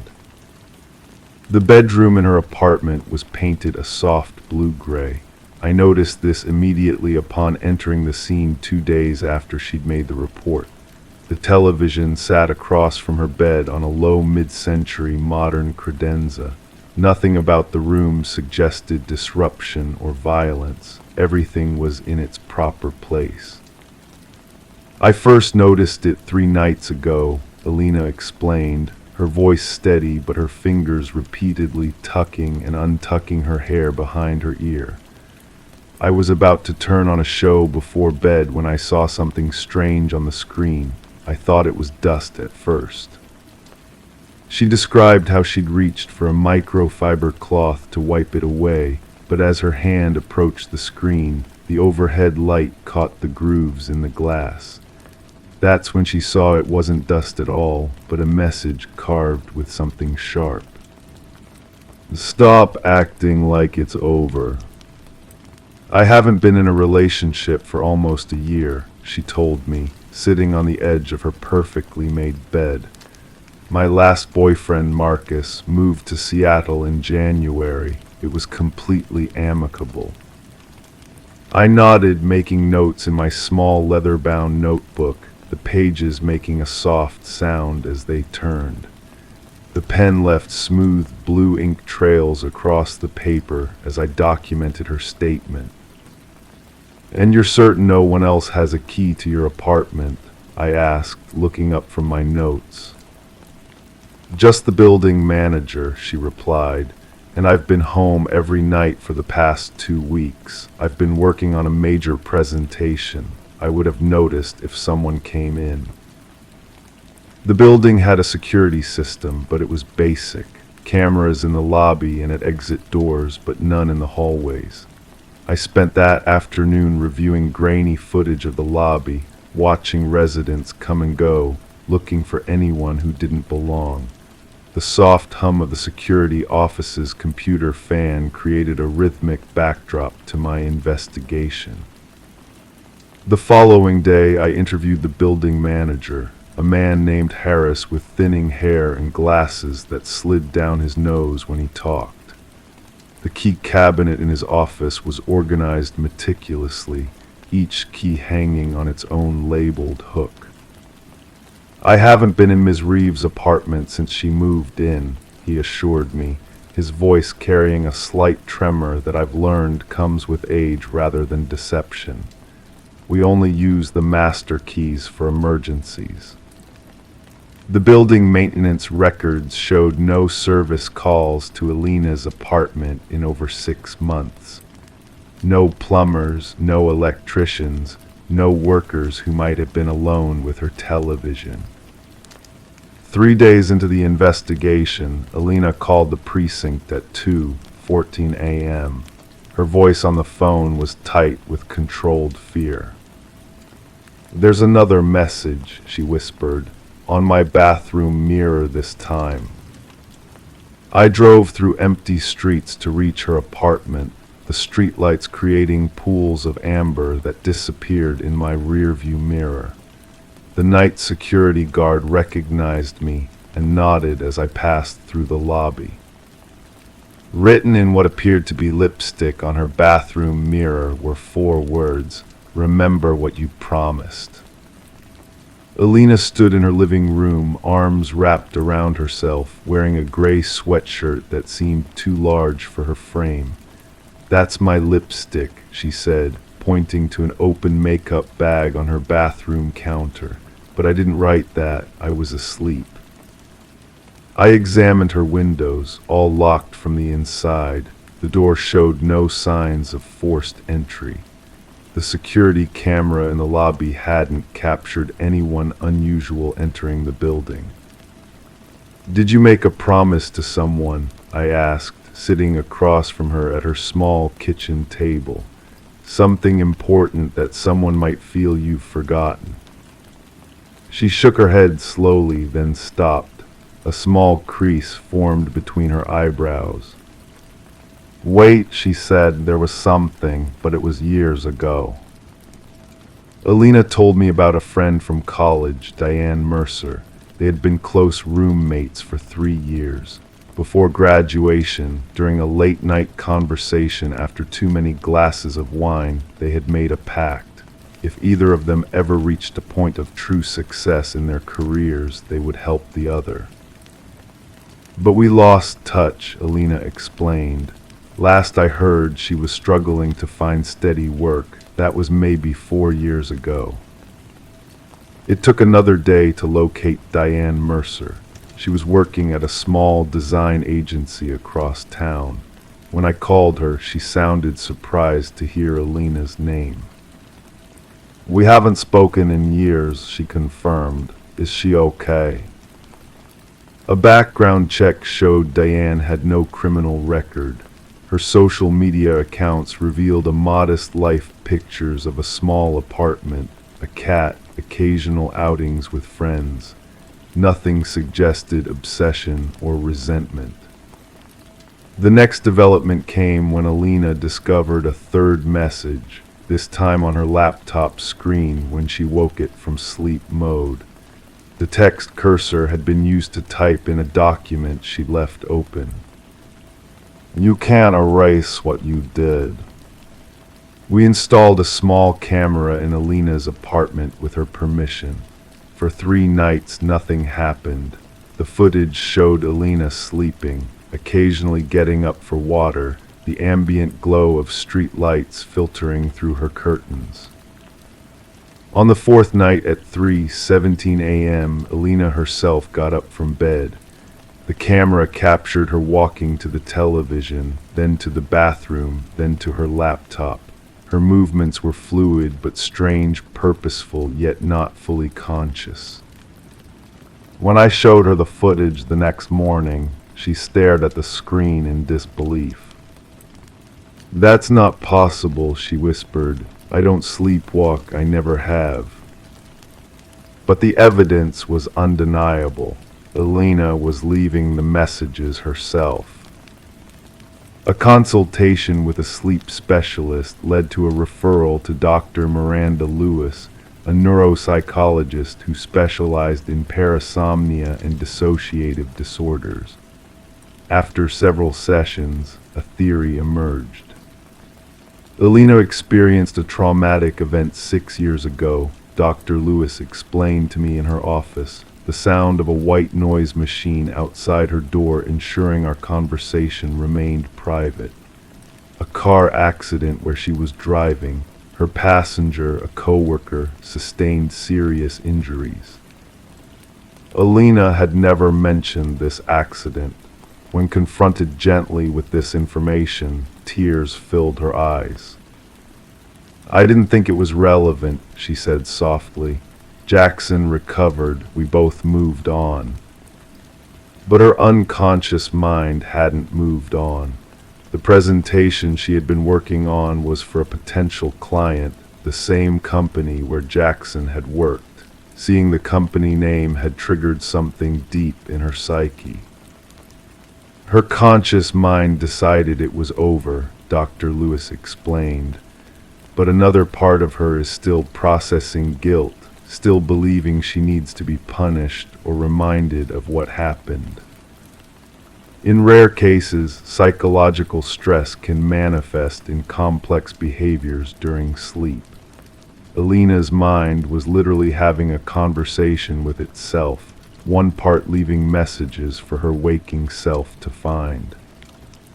The case file remains open, technically, not as a criminal investigation, but as one of those reminders that the human mind contains depths we barely understand. Alina continues her therapy. The messages have stopped as she works through her feelings about the accident. Sometimes I drive past her building on my way home, looking up at the warm glow from apartment 4C. I wonder about the conversations she's having with herself now, hopeful they've become kinder. In my 15 years as a detective, I've learned that the most haunting cases aren't always about intruders from the outside, but the ones that emerge from within. The most unsettling mysteries are often those where we are both the victim and the perpetrator of our own haunting. Story 9. I remember the quality of silence that day.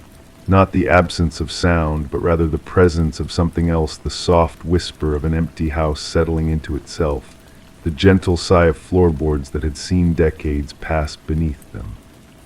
The late afternoon light filtered through dusty windows, casting long shadows across the hallway where I stood, clipboard in hand, mentally calculating the market value of grief. My name is Alina Reeves. I've been a real estate agent for 23 years, specializing in estate sales, those peculiar transactions that occur after someone has died and left behind the physical remnants of their existence.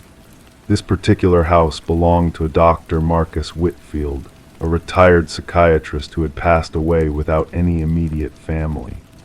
The executor of his estate was a distant nephew who lived 3 states away and wanted the property sold as quickly as possible.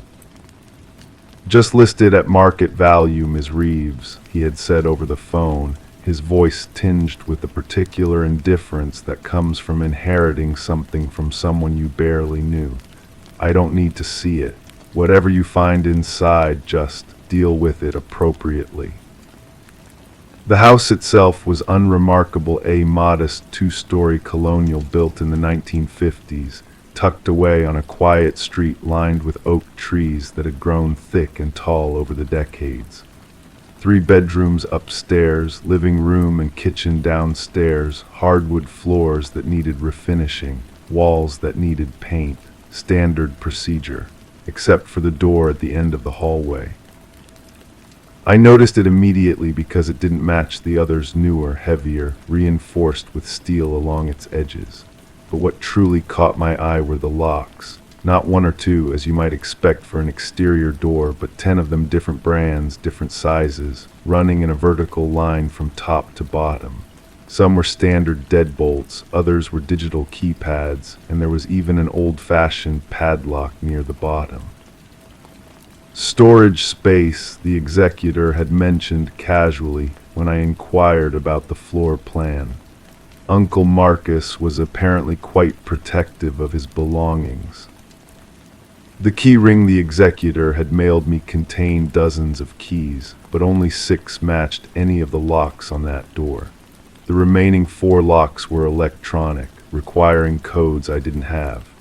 I noted this in my preliminary report and continued with my assessment of the rest of the house, measuring rooms and taking photographs, but my thoughts kept returning to that door. I called the executor that evening. "Mr. Whitfield, I'm having trouble accessing what appears to be a basement door. There are multiple locks I can't open." "Is it necessary to check?" His voice sounded strained, almost nervous. "Can't you just list the house as is?" "I need to document everything for proper valuation. If there's additional square footage down there, it affects the listing price." He sighed deeply. "I'll email you the codes. My uncle left them in a sealed envelope with his will. I'd rather not discuss it further." The codes arrived in my inbox an hour later, accompanied by a brief message. "Be careful. Uncle Marcus wasn't well toward the end." I returned to the house the next morning, armed with the keys and codes. The neighborhood was quiet, most residents already gone to work, leaving me alone with the persistent feeling that I was being watched. I dismissed the sensation empty houses often create these impressions, the weight of abandoned memories pressing against your skin. One by one, I unlocked each mechanism on the door. Each lock made a different sound as it released clicks, snaps, the electronic beep of keypads accepting their codes. 10 locks in total, a process that took nearly 15 minutes. With each lock I opened, the air seemed to grow thicker, heavier with anticipation. When the final lock clicked open, I hesitated. In 23 years of real estate, I had encountered many strange things: hidden rooms, bizarre collections, evidence of lives lived in secrecy and isolation. But something about this door, with its excessive security, suggested I was about to cross a threshold into something beyond the ordinary catalog of human eccentricity. I turned the handle slowly and pulled. The door was heavy, requiring both hands to open it fully. Cool air rushed up from below, carrying a faint antiseptic smell, clean, sterile, reminiscent of a hospital corridor. Feeling along the wall, I found a light switch and flipped it on. A single bulb illuminated a steep staircase leading down into darkness. Taking a deep breath, I began my descent, one careful step at a time, the wooden stairs creaking beneath my weight. At the bottom, I found another switch that illuminated the entire basement. What I saw left me frozen in place, my breath caught in my throat. The room was immaculately clean, clinically so. The floors were polished concrete, the walls painted a pristine white. Unlike most basements, there were no boxes, no storage containers, no dusty forgotten possessions.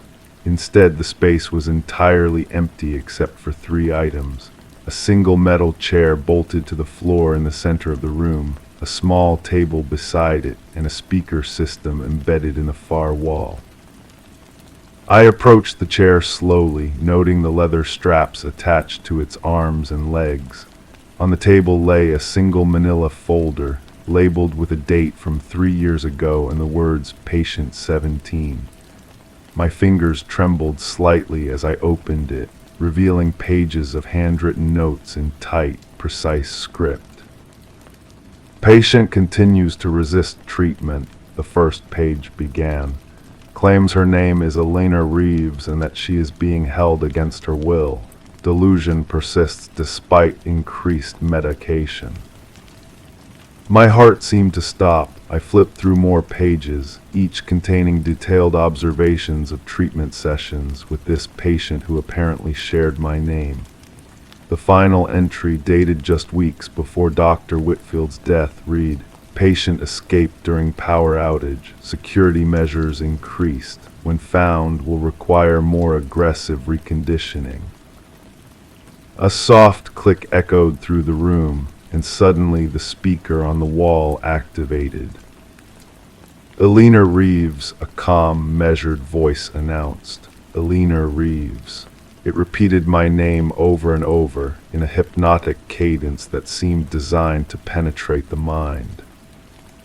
I dropped the folder, papers scattering across the floor as I backed away. The voice continued, relentless in its repetition of my name. I turned to run back up the stairs, but stopped when I noticed something I had missed on my way down: photographs lining the stairwell wall. Photographs of women, all similar in appearance, slender, with shoulder-length brown hair like mine.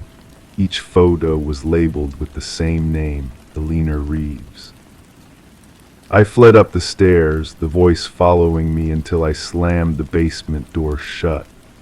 My hands shook violently as I fumbled with my phone, dialing the police with trembling fingers.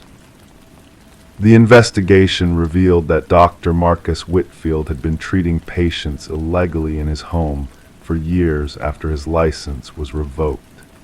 His specialty had been identity replacement therapy, a controversial technique aimed at erasing and rebuilding personalities. The women in the photographs were indeed all named Elena Reeves missing persons from across 3 states over a 15-year period. I was never able to determine why he had chosen that name, or why he seemed fixated on creating his own version of Elena Reeves. The police found no bodies, no evidence of physical harm beyond the psychological torture implied by that sterile room and the endlessly repeating voice. The house remains unsold. Sometimes late at night I wake with a start, imagining I can hear my name being called in that same measured tone. And I wonder, with a chill that never quite leaves my bones, if somewhere in some other house with a locked basement door, another Alina Reeves is listening to her name, forgetting who she used to be and becoming who someone else wants her to be. The most terrifying part, I've started noticing gaps in my own memory, days I can't account for, conversations I don't remember having. And sometimes, catching my reflection in a window or mirror, I see a stranger looking back at me, wearing my face but with eyes that don't feel like my own. Who was I before I was Alina Reeves? I'm no longer certain. I want to know the answer. Story 10: The Secret of the Hidden Room. The ancient library stood on the brink of destruction, its fate sealed by the wrecking crew's relentless efforts. Among them, a worker stumbled upon a concealed latch nestled within the shelves of forgotten books. With a soft, almost imperceptible click, the bookcase swung open, revealing a narrow passageway leading to a clandestine chamber. The air inside was heavy, thick with the weight of time, untouched by human hands for decades. In that hidden room, devoid of furniture save for a solitary chair bolted to the floor, a haunting message marred the walls: I am still here. The construction foreman, sensing an ominous presence, swiftly alerted the authorities. What had begun as a routine demolition project now unfurled into a tapestry of darkness and mystery. Detective Morgan Walsh, a seasoned investigator with 2 decades of experience, stood at the threshold of the hidden room. His flashlight pierced the oppressive gloom, casting eerie shadows that danced along the cryptic message etched into the walls. "Secure the scene," Walsh commanded, his voice reverberating in the confined space. "No one disturbs anything until forensics arrives." The library's history whispered tales of intrigue and tragedy. Once owned by the esteemed Harrington family, the building had been bequeathed to the public following the enigmatic disappearance of their daughter, Rebecca. Vanished during her final year of college, leaving behind only an abandoned car near the edge of the woods, Rebecca's fate had remained a chilling enigma. Despite extensive searches and fruitless interviews, her whereabouts remained a haunting mystery, shrouded in uncertainty. The prevailing narrative hinted at a runaway, but her family clung to the belief of a more sinister truth. As forensic experts meticulously combed through the hidden chamber, they unearthed traces of hair and fibers embedded in the aged chair. The scratches on the walls held secrets in their faint smudges of blood and skin cells, remnants of a struggle long past. Initial analysis hinted at a young female presence. "This chair was meant for restraint," the forensic analyst murmured, gesturing to the weathered leather straps and bolt holes. Someone fought against their captivity with great fervor.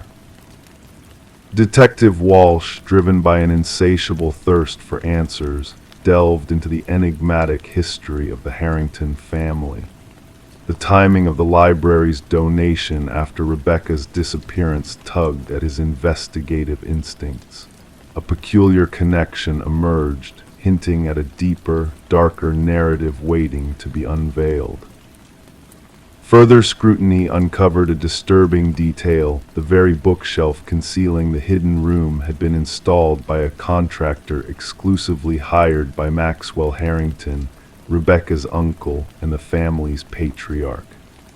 Financial records unveiled exorbitant payments to the contractor, far surpassing standard renovation expenses.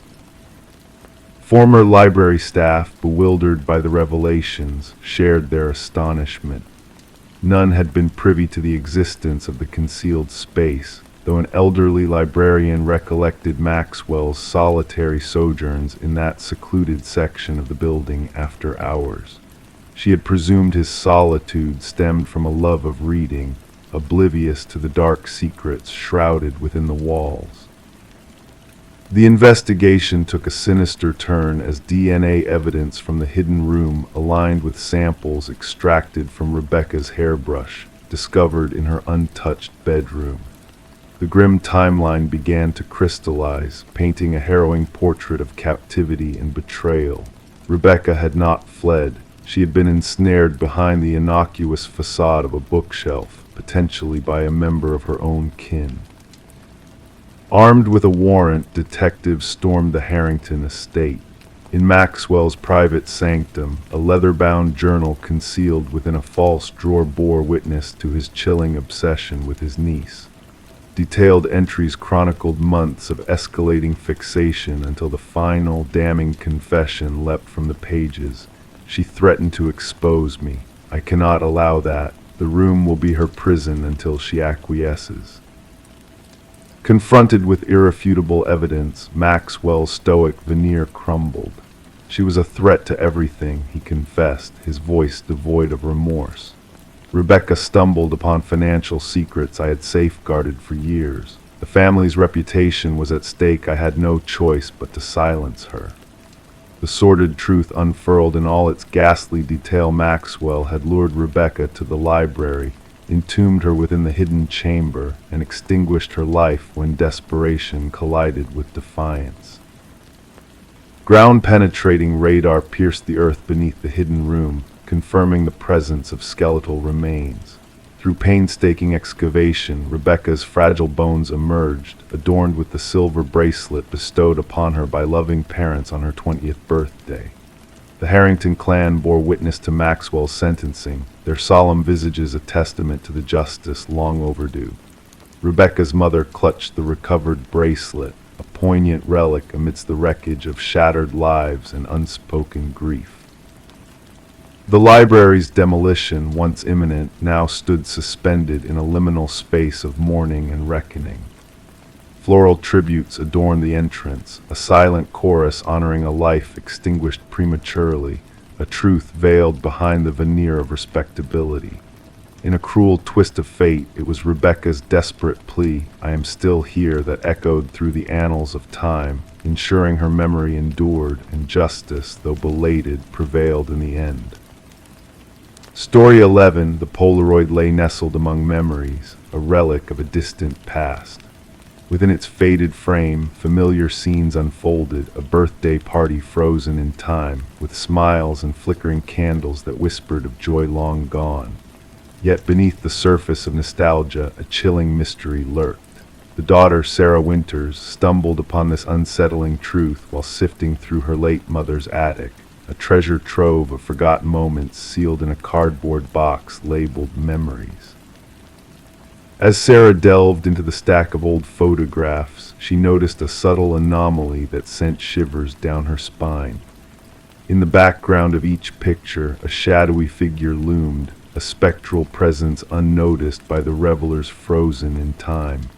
With each passing photo, the mysterious man edged closer, his presence growing more pronounced, more ominous. In a trembling voice, Sarah reached out to her father, seeking answers to the enigma captured on film. But his response was laden with disbelief, denying the existence of any outsider in those cherished family gatherings. Determined to unravel the enigma, Sarah sought the help of Detective Marcus Reed, a seasoned investigator with a keen eye for the unseen. Spread out on the detective's desk, the photographs told a silent tale of a figure moving unseen through the fabric of time, a phantom haunting the fringes of cherished memories. Reed's weathered hands traced the progression of the mysterious man, his gaze piercing through the veil of the past to uncover a sinister truth lurking in the shadows. As the investigation unfolded, layers of darkness peeled away to reveal a connection to a long-forgotten tragedy, the disappearance of children linked to a maintenance worker named Robert Keller. Through painstaking analysis of the photographs and forensic evidence, the pieces of a grim puzzle fell into place, exposing a web of horror that spanned decades. With each revelation, Sarah's world crumbled, the innocence of her childhood shattered by the grim reality hidden in plain sight. The figure in the photos, once a spectral presence haunting her memories, now stood exposed as a harbinger of unspeakable evil, a predator lurking in the shadows of celebration. In the quiet solitude of her apartment, surrounded by the damning evidence of the past, Sarah grappled with the weight of truth. The closure brought by the discovery of the missing children's remains was a bittersweet victory, offering solace to grieving families while unearthing a long-buried nightmare. As she packed away the photographs, each frame a testament to the darkness that had touched her life, Sarah couldn't shake the feeling of being watched. The figure in the Polaroids, now unmasked and condemned by justice, seemed to linger in the corners of her mind, a haunting reminder of the invisible threats that lurk within the folds of memory. And so the shadows of the past retreated, leaving behind a trail of unanswered questions and a sense of unease that lingered long after the final photograph had been placed back in its box. In the stillness of the night, as the world slept, the hidden figure in the family photos remained a spectral presence, a ghostly echo of a time when innocence was shattered by the unseen hand of darkness. Story 12. The aged apartment exhaled with a weary sigh as the heating system groaned and the pipes rattled in their familiar symphony. She had grown accustomed to these nocturnal lullabies, dismissing them as mere echoes of time etched into the walls.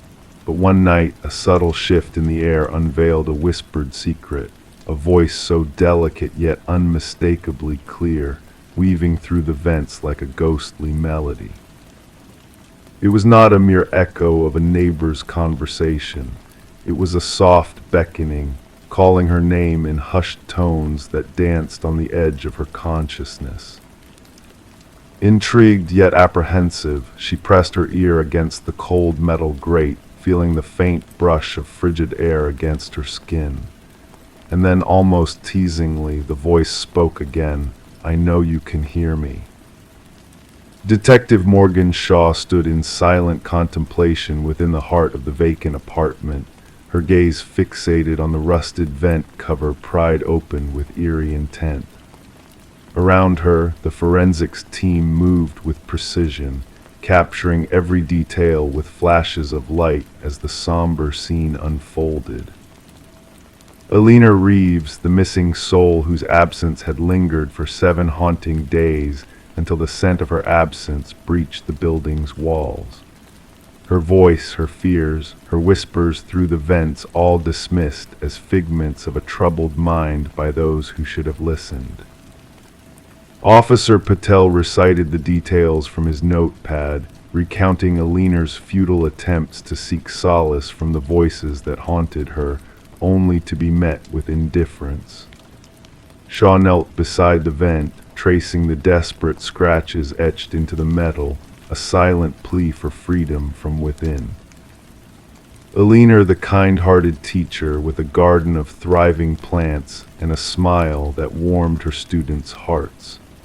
Her disappearance a mystery that unraveled with each piece of evidence uncovered. Her sister's trembling words revealed a tale of paranoia, of unseen eyes and whispered secrets that had driven Alina to the brink of her sanity. Shaw scanned the room, piecing together the fragments of a life now shrouded in shadows.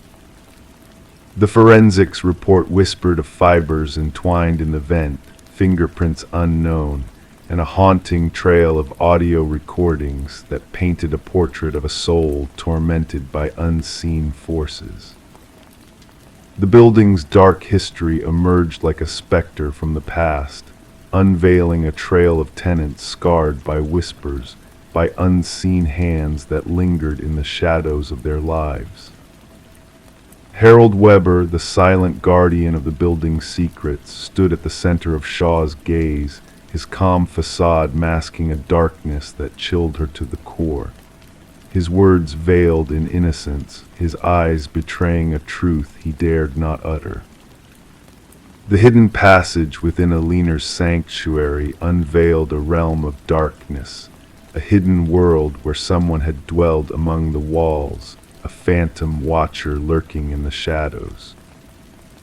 Weber's immaculate facade crumbled with the discovery of his digital trove, a sinister archive of violated privacy, a twisted journal of obsession that blurred the lines between reality and nightmare.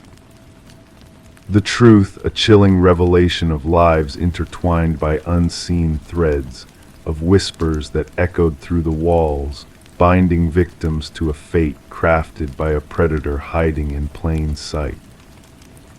As Weber's facade shattered, the haunting truth of Aliner's fate emerged a descent into the bowels of the building, guided by whispers that promised solace but delivered only darkness.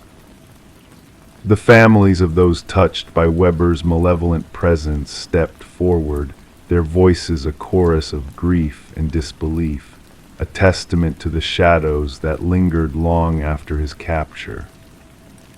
In the courtroom, a facade of sanity crumbled under the weight of undeniable truth, a verdict rendered in the silence that followed the echoes of guilt that reverberated through the walls. Weber's parting words, a chilling reminder of the whispers that lingered, of the building's memory that bore witness to the darkness that once dwelled within.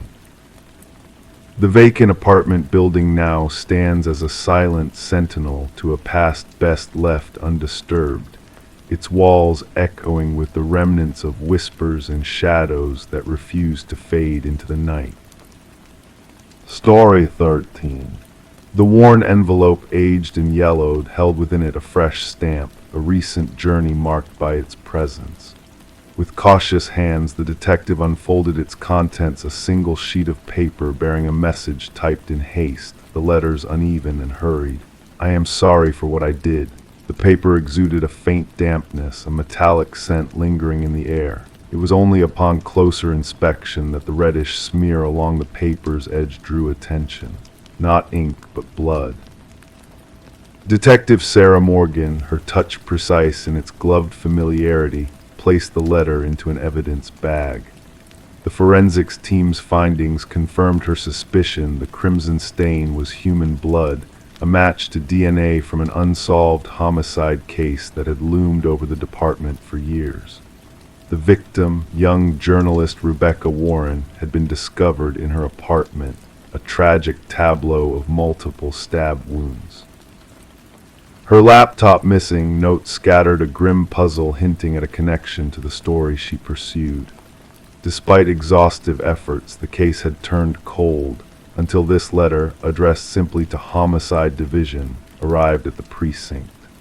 The scant fingerprints on the paper and envelope hinted at a cautious sender, gloved hands leaving behind mere smudges. The postmark, a beacon of hope in a sea of uncertainty, guided Morgan to gather her team in the dimly lit briefing room. The walls adorned with snapshots of crime scenes, timelines, and profiles that led to dead ends, she affixed the letter's image at the heart of their investigation.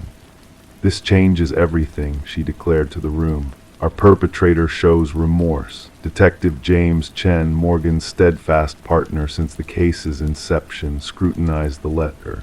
"Or seeks to deceive us into thinking so," he countered.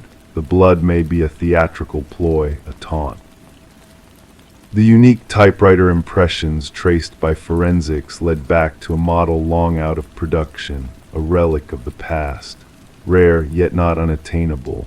The hunt for leads expanded as antique shops and collectors across the region were contacted. Delving deeper into Rebecca's life, they uncovered a portrait of a determined journalist, unearthing her pursuit of truth amidst corruption.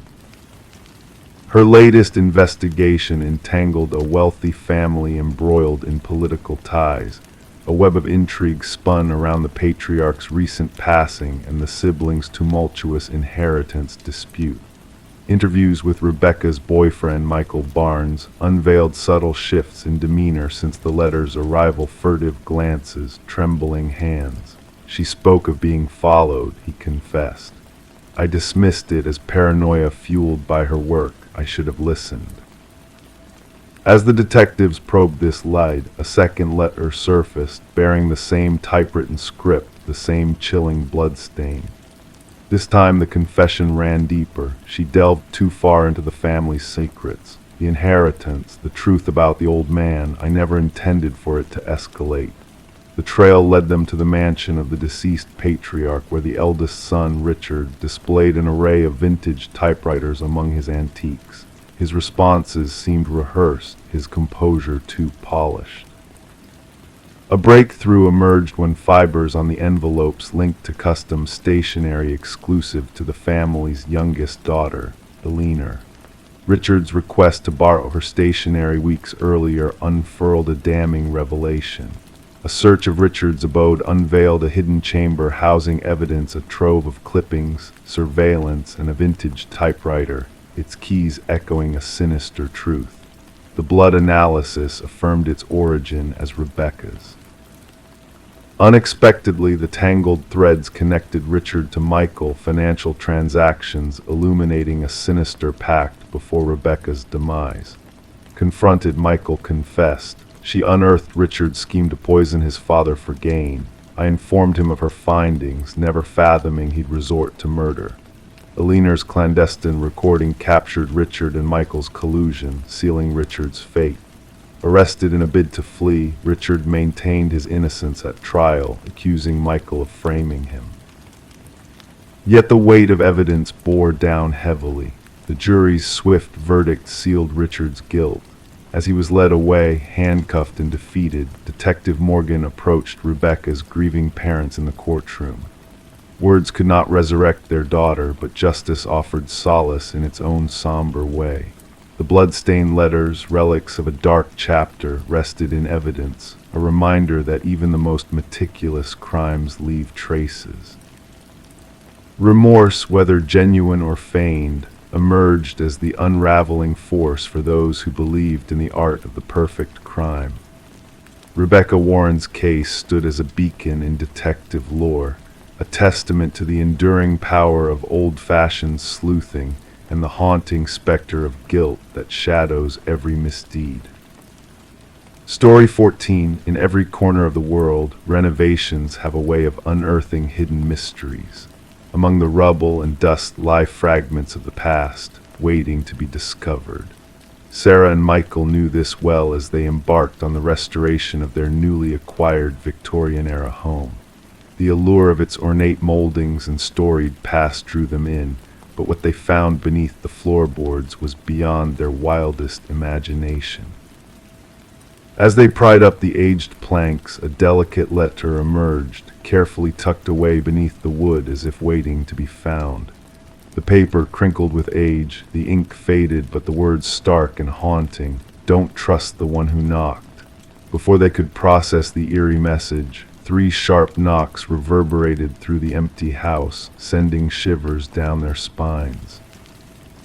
Detective Eleanor Reed, with her seasoned partner by her side, arrived on the scene to investigate the chilling discovery. With the floorboards peeled back, exposing the dark void beneath, Reed's experienced hands retrieved the note, mindful of preserving any potential evidence. The couple, unwittingly contaminating the scene, recounted the unsettling sound that had rattled them to the core.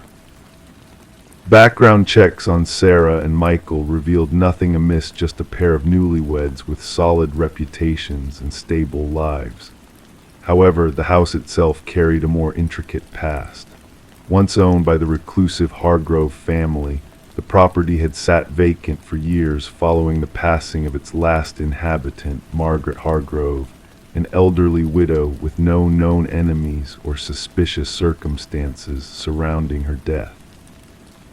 Forensic analysis of the note dated it back 2 decades, its distressed handwriting hinting at fear and urgency. As Reed delved deeper into the Hargroves' history, a tangled web of secrets began to unfurl.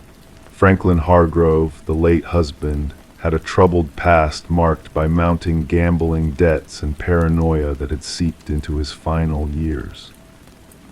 A breakthrough came when Margaret's frail sister shared a whispered revelation, Margaret's fear of a relentless collector who had come knocking, demanding payment for Franklin's debts.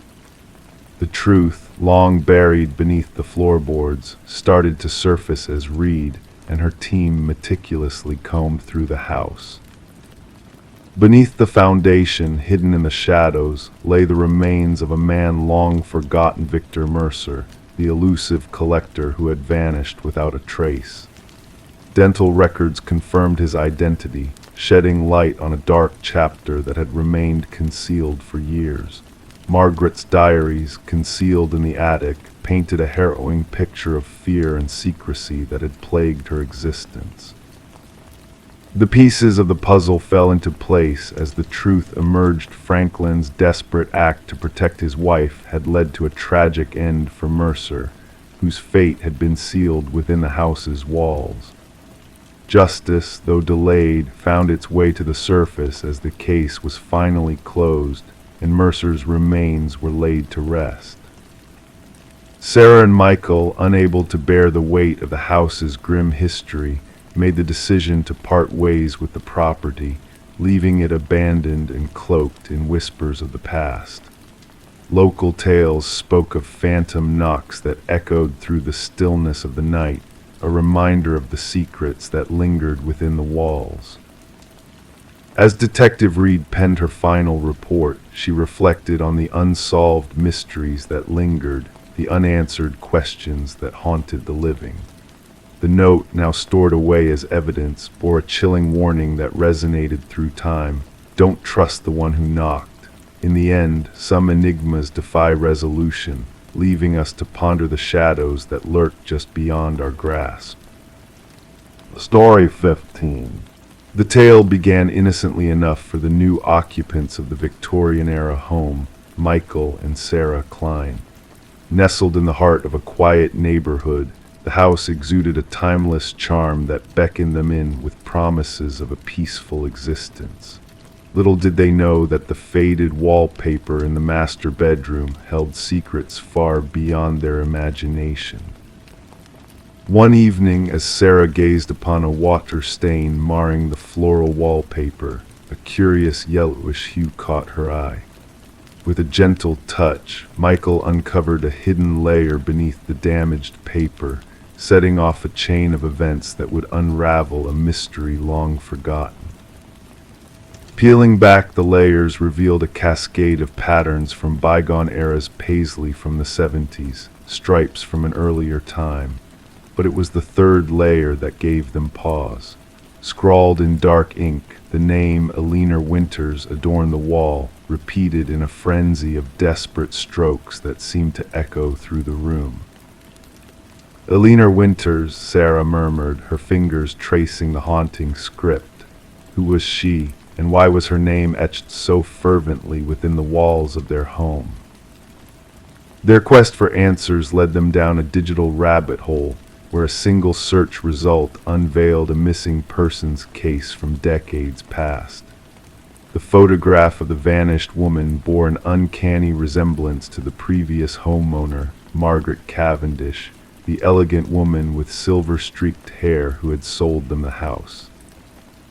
As twilight descended, Michael delved into property records, uncovering a tangled web of ownership changes that only deepened the mystery. With each revelation, their quiet abode transformed into a realm of intrigue and uncertainty. Their nights became consumed with research, tracing Margaret's footsteps backward through time, unearthing a trail of breadcrumbs that led to a startling discovery. Margaret Cavendish had vanished without a trace, leaving behind a legacy shrouded in deception and enigma. A retired detective, the last vestige of an old investigation, shed light on the past. Eleanor Winters, a name steeped in shadows, had disappeared under mysterious circumstances, leaving no clues but a void that haunted the years to come. Forensic teams descended upon the house, turning it into a scene of scrutiny and revelation. The walls, once silent witnesses to a forgotten tragedy, now spoke volumes through the ink-stained confessions of a fractured mind. Beneath the floorboards, a hidden cache of identities emerged, each bearing the face of a woman lost to time. Eleanor Winters, Margaret Cavendish aliases woven into a tapestry of deceit crafted by a disturbed soul seeking refuge in madness. DNA analysis and fingerprint comparisons uncovered a chilling truth. Rebecca Eldridge, a psychiatric patient with a fractured psyche, had assumed the identity of Eleanor in a bid to escape her own reality.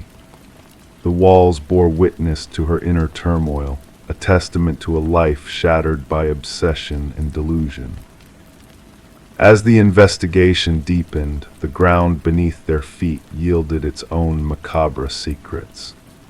The remains of Eleanor Winters, long buried beneath the garden, whispered of a tragedy long overdue for closure. Rebecca Eldridge, the elusive chameleon, was finally captured, her fractured personas crumbling in the face of undeniable truth. The names on the wall, once a cryptic enigma, now stood as a testament to a crime that had festered in the shadows for far too long. For Michael and Sarah, the house they had once cherished now bore the weight of a dark legacy, a place where the past and present intersected in a dance of haunting revelations.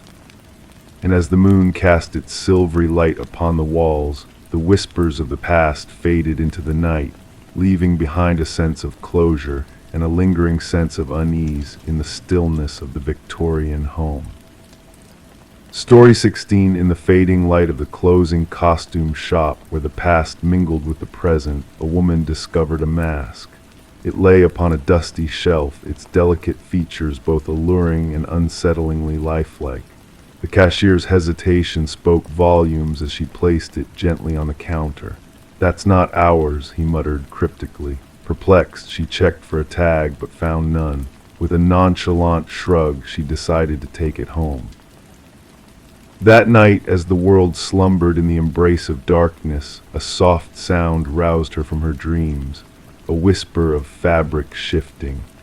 The mask was no longer where she had left it on the dresser. Instead, it sat ominously on her nightstand, its gaze fixed upon her. The woman, known as Catherine Reed, was later discovered by her concerned neighbor. The front door stood ajar, allowing the morning light to spill into the otherwise dim abode. What the neighbor stumbled upon would become an enigma that lingered for years to come. Catherine lay silent on her bedroom floor, the mask mysteriously absent. Detective Morgan arrived at the scene, the click of shutters punctuating the hushed tones of the investigating team. "No signs of forced entry," noted one officer, pen scratching against paper. The detective's keen eyes swept the room, absorbing details others might overlook. A partially open drawer, a watered glass with a trace of lipstick. Everything appeared ordinary except for the life extinguished forever. The medical examiner, his expression solemn, declared the cause of death unclear upon initial examination. No visible wounds, no signs of struggle. Pointing to Catherine's frozen expression of terror, he indicated a deeper mystery shrouded in fear. Catherine, an art appraiser by day, was described as meticulous and passionate about authenticity. Colleagues spoke of her keen eye for details, her ability to discern the genuine from the counterfeit with ease. Could this very talent have led to her untimely demise? Security footage from the costume shop revealed a peculiar interaction. The cashier's confusion was palpable as he presented the mask to the owner, who adamantly denied any knowledge of it. Lip-reading experts deciphered the owner's words. "We never carried anything like this." A visit to the now vacant shop unearthed a disconcerting truth.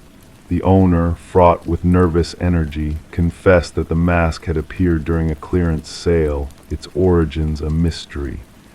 Items from the estate sale of a deceased collector, shrouded in strange circumstances, seemed to hold a dark secret.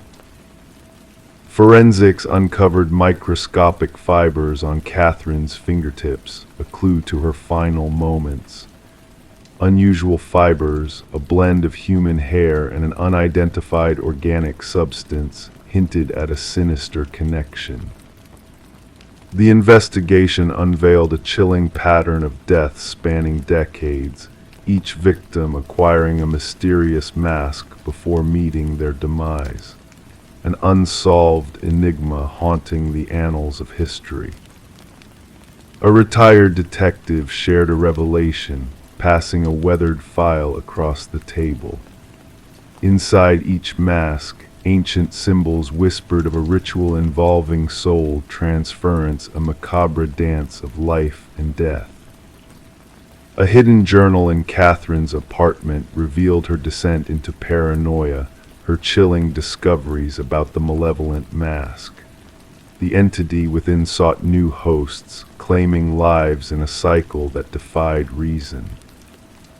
The medical examiner's final verdict: cardiac arrest induced by unbridled fear.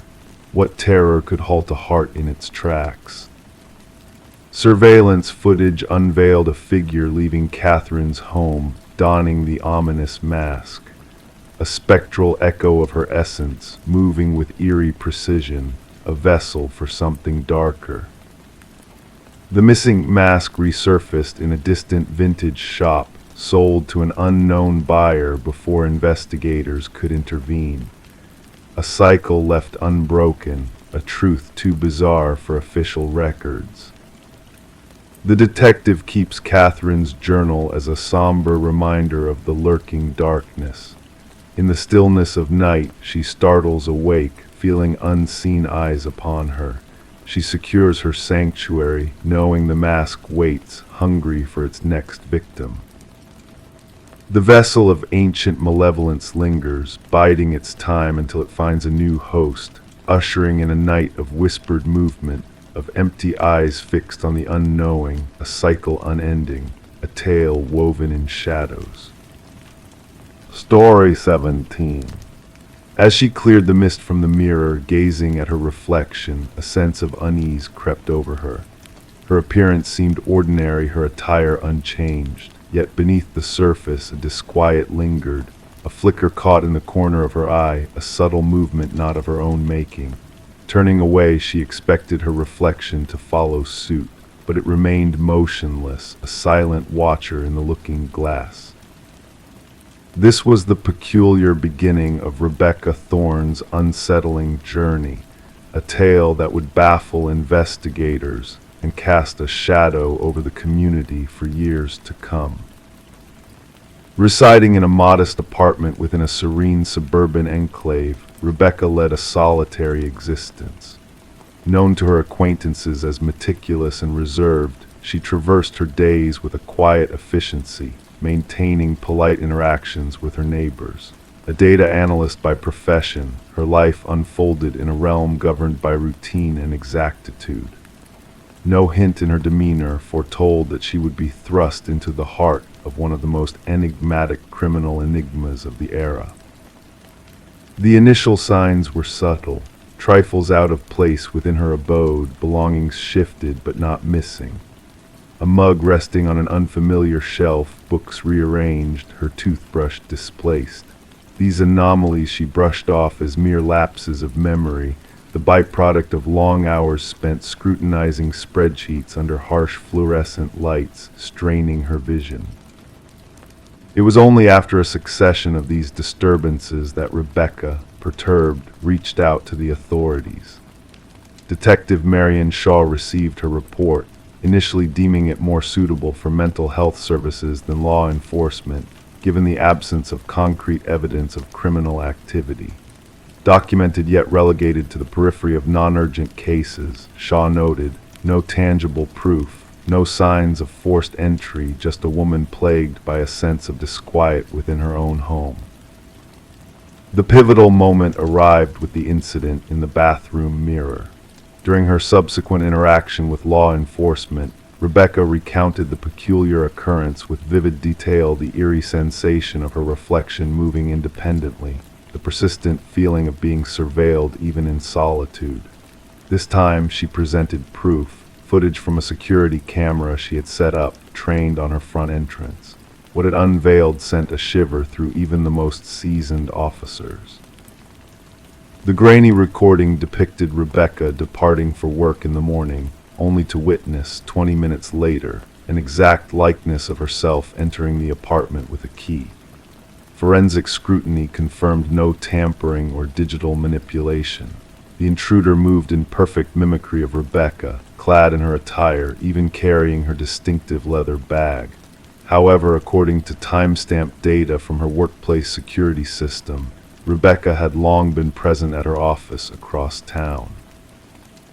"We're dealing with a case of doppelgangers," Detective Shaw informed her superiors. "Someone who has meticulously studied Ms. Thorne and can replicate her with chilling precision." Thus commenced an intensified investigation.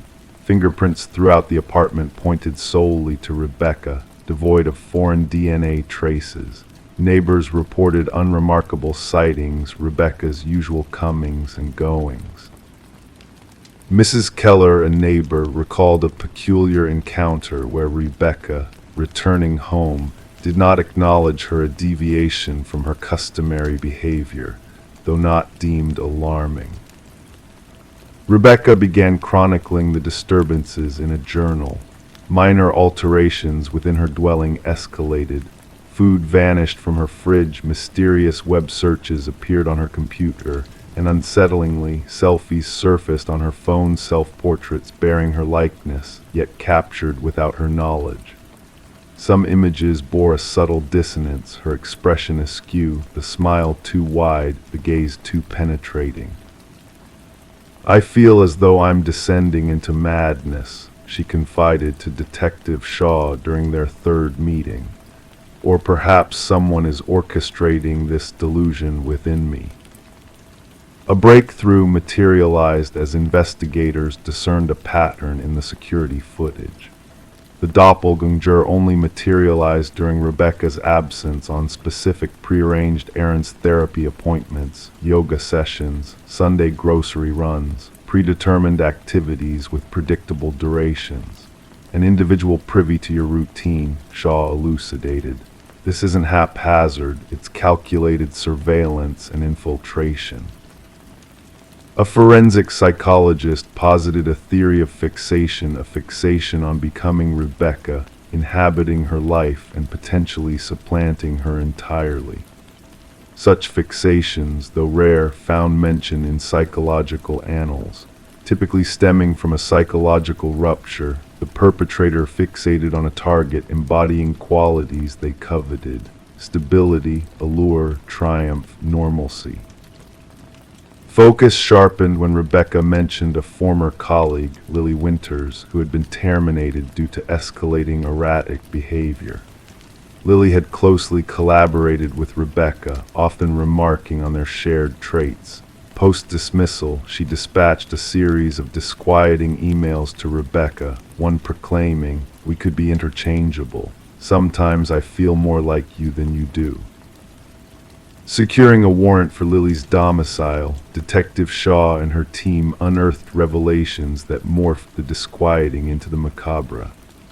Within Lily's abode, a chamber had been transformed into a shrine-like replica of Rebecca's bedroom. The walls adorned with snapshots, countless frames capturing Rebecca entering her apartment, shopping, socializing, all clandestinely taken. A closet crammed with replicas of Rebecca's attire, a vanity bedecked with her favored cosmetics alongside meticulous records of her mannerisms, speech cadences, and daily rituals. Most chilling were the practice videos, footage of Lily mimicking Rebecca's gait, gestures, expressions. The evolution's stark initial attempts, crude and blatant, later iterations, nearly indistinguishable from the authentic Rebecca. "She aspired to assume my identity," murmured Rebecca upon viewing the evidence. not merely mimicking, but obliterating me in the process. Forensic examiners uncovered an array of sophisticated tools for crafting key duplicates and replicating electronic access cards. Lily had orchestrated a complex system to monitor Rebecca's movements, inclusive of a calendar detailing her schedule with precision. Yet, Lily's ultimate aim eluded investigators. Journals discovered within her residence featured erratic entries vacillating between first and third person, intermittently referring to Rebecca as both me and her within the same passage. The concluding entry sent a chill down their spines. Soon, only one shall remain, the stronger version shall endure. As authorities moved to apprehend Lily, they encountered an empty residence, a hasty departure evidenced by ajar drawers and missing technology. A nationwide alert was issued. Rebecca found refuge in protective custody, relocated to a secure haven under perpetual surveillance. Weeks elapsed with a meticulous watch over every locale associated with her previous life. Lily remained elusive. The saga took a harrowing turn when a security monitor at Rebecca's former workplace reported an anomaly. Rebecca, under safeguarding in a fortified sanctuary, had purportedly entered the edifice despite being on leave. Surveillance footage validated the account. A figure identical to Rebecca accessed the premises using a valid ID, proceeded to her former workstation, and scrutinized her files for 40 minutes before exiting. The incongruity struck home. Lily had not absconded. She had seized her moment. She now inhabited Rebecca's existence, usurping her identity while the authentic Rebecca lingered in seclusion. The case endures as an open enigma. Lily Winters remains at large. Rebecca Thorne eschewed her past existence, crafting a new persona in an undisclosed refuge. Detective Shaw preserves a photograph on her desk, a juxtaposition of two strikingly similar women, Rebecca Thorne and Lily Winters. She pores over their likenesses, seeking disparities, the nuances that would set one apart from the other. The true horror, Shaw imparts to fledgling detectives, is not in resembling someone or sounding akin to them. It lies in coveting another's essence so fervently that one effaces themselves in the pursuit. Identity is not solely what we present to the world, it's our most closely guarded treasure. And at times, its worth becomes apparent only when someone endeavors to pilfer it. Story 18. In the hushed stillness of the night, a house stood silent, its windows dark, its walls holding secrets long forgotten. Whispers among the neighbors spoke of a young woman who had vanished, leaving behind an empty space that echoed with unanswered questions. For years, the house remained untouched, a ghostly reminder of a mystery unsolved. Then a subtle shift in the air brought new life to the vacant rooms. New tenants arrived, eager to make the house their own. But as they explored the neglected corners, they stumbled upon a locked bedroom, a portal to the past sealed shut. With a sense of trepidation, they forced the stubborn door open, revealing a scene frozen in time. The air inside was heavy, thick with the weight of years gone by. Yet amidst the layers of dust, something stirred, a presence lingering just beyond reach. The room told a tale of its own, the bed neatly made, the mirror polished to perfection. And there on the desk, a solitary candle stood as a sentinel of forgotten moments, its wax a cascade of tears frozen in time. But it was the notebook that caught their gaze, its pages whispering of a life interrupted. Detective Morgan, a seeker of truths hidden in shadows, sifted through the pages with a careful hand. The words written in ink belonged to Elise Winters, a name lost to the winds of time, a soul trapped in the echoes of the past. Elise's handwriting danced across the pages, a dance of precision and grace, until it stumbled upon the final entry, a cry for help etched in desperation.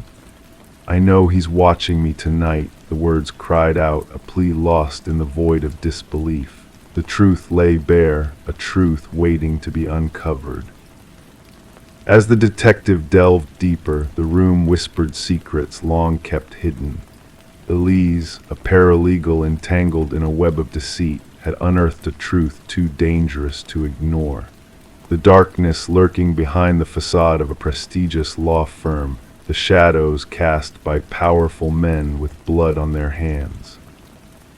The room bore witness to her struggle, a silent observer to her bravery in the face of corruption. No signs of struggle marred the pristine facade, no blood stained the floors. Only a sense of foreboding lingered, a sense that justice had yet to be served. But as the investigators peeled back the layers of deception, a glimmer of hope emerged. A hidden compartment revealed a key that unlocked a vault of damning evidence. Financial transactions, manipulated data, a conspiracy woven with threads of deceit, all laid bare in the harsh light of truth. And as the pieces fell into place, a shadow emerged from the depths of the past. Vincent Harriman, a man cloaked in lies, stood at the center of the storm, his crimes laid bare, his fate sealed by the whispers of the forgotten. The room, a silent witness to the battle of good and evil, stood as a testament to Elise's courage. In its walls, justice found a voice that echoed through time and space, a voice that could not be silenced. As the house stood empty once more, a beacon of truth in a world shrouded in darkness, the echoes of Elise's bravery lingered in the stillness of the night. Her legacy, a flickering flame in the shadows, a reminder that even in the face of adversity, justice will prevail. And so the house stood as a monument to the fallen, a sanctuary of memories lost and found. The light in the upstairs window, a beacon of hope shining through the darkness, a reminder that no secret can remain hidden forever. In the quiet of the night, justice found its home, nestled within the walls of a house haunted by the whispers of the past. Story 19. In a quiet suburban neighborhood, a mysterious key arrived in the mail, wrapped in a plain envelope with no return address. The key, a single brass piece worn with time, held an inexplicable familiarity to the homeowner, Sarah Miller. Yet when she tried it in every lock she owned, not a single one turned. It didn't belong to her. Curiously, as she placed the key on the coffee table, the old grandfather clock in the hallway emitted a single, hollow chime, despite being broken for years. Perplexed by the strange occurrence, Sarah reported it to the authorities.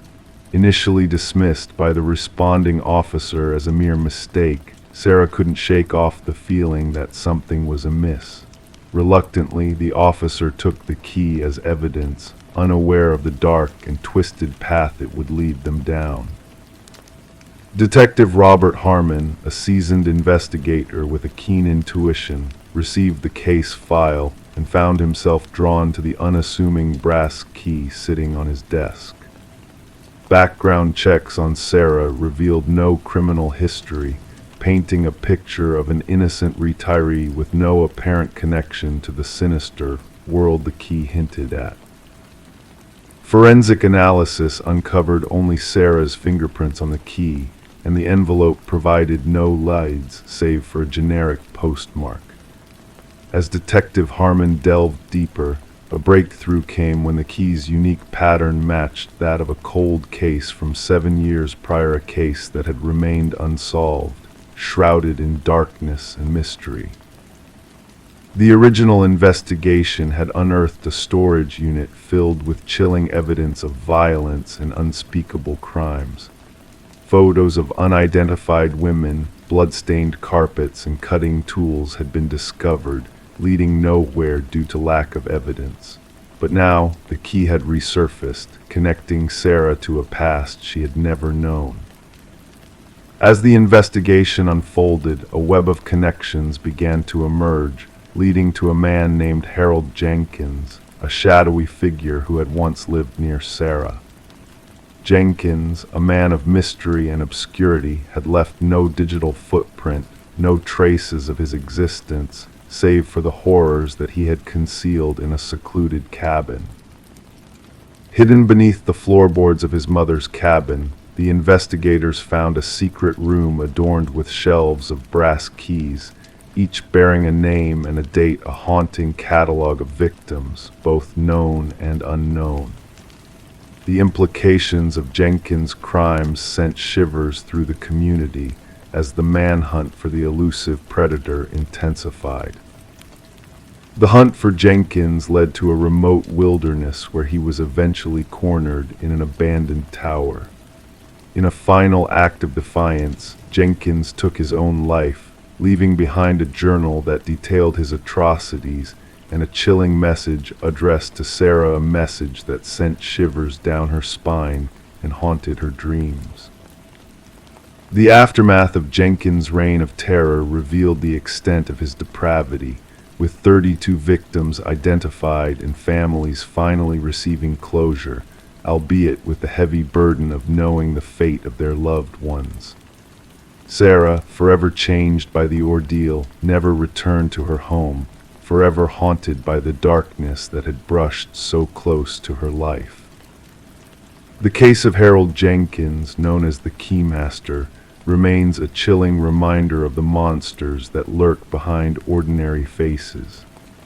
And as the brass keys sit in silence, they bear witness to the lives lost and the devastating truth about the darkness that can hide behind a facade of normalcy. Story 20. The parcel arrived without a trace, a mystery wrapped in cardboard, dampened by the morning dew. It wasn't destined for Sarah Miller, yet it found its way to her doorstep, bearing a name unknown to her, Daniel Whitaker. Ignoring it would have been the sensible choice, leaving it untouched on the porch, but curiosity beckoned her to unveil its contents. With cautious hands, she peeled back the tape, anticipating mundane contents like books or clothes. However, what lay within was far from ordinary, a VHS tape accompanied by a solitary sticky note that simply read, "Watch alone." Sarah held the black plastic cassette, feeling its weight, sensing an unspoken gravity within its confines. The worn edges told stories of past viewings, of secrets hidden within. The handwritten note bore the marks of urgency, of a message meant for her eyes only.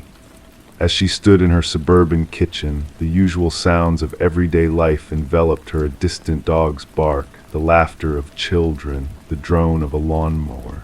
Oblivious to the anomaly that had just entered her world, Sarah hesitated, contemplating the mysterious package before her. The unfamiliar name, Daniel Whitaker, puzzled her. She had been a resident for years, never encountering such a name in her mailbox.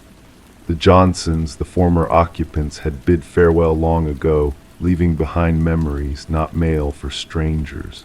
A tinge of unease crept into Sarah's mind as she eyed her obsolete VCR, a relic of nostalgia gathering dust. Against her better judgment, she inserted the tape, the screen initially engulfed in static before gradually sharpening into focus. A dimly lit room materialized, casting shadows that obscured a man in a wooden chair. His voice, steady but hushed, resonated through the room, claiming to be Daniel Whitaker, a man falsely accused, a man on the run. "I didn't kill her," his voice carried the weight of truth, of desperation. Sarah listened intently as he unveiled a tale of framed innocence, of a conspiracy woven with threads of deceit. The room around him spoke of transience, of a life lived on the edge of shadows, ready to vanish at a moment's notice. As Detective Eliza Ramirez delved into the enigma of the tapes, a web of lies unraveled before her eyes. 5 recipients, one message: Daniel Whitaker's plea for justice, his voice echoing through the corridors of doubt.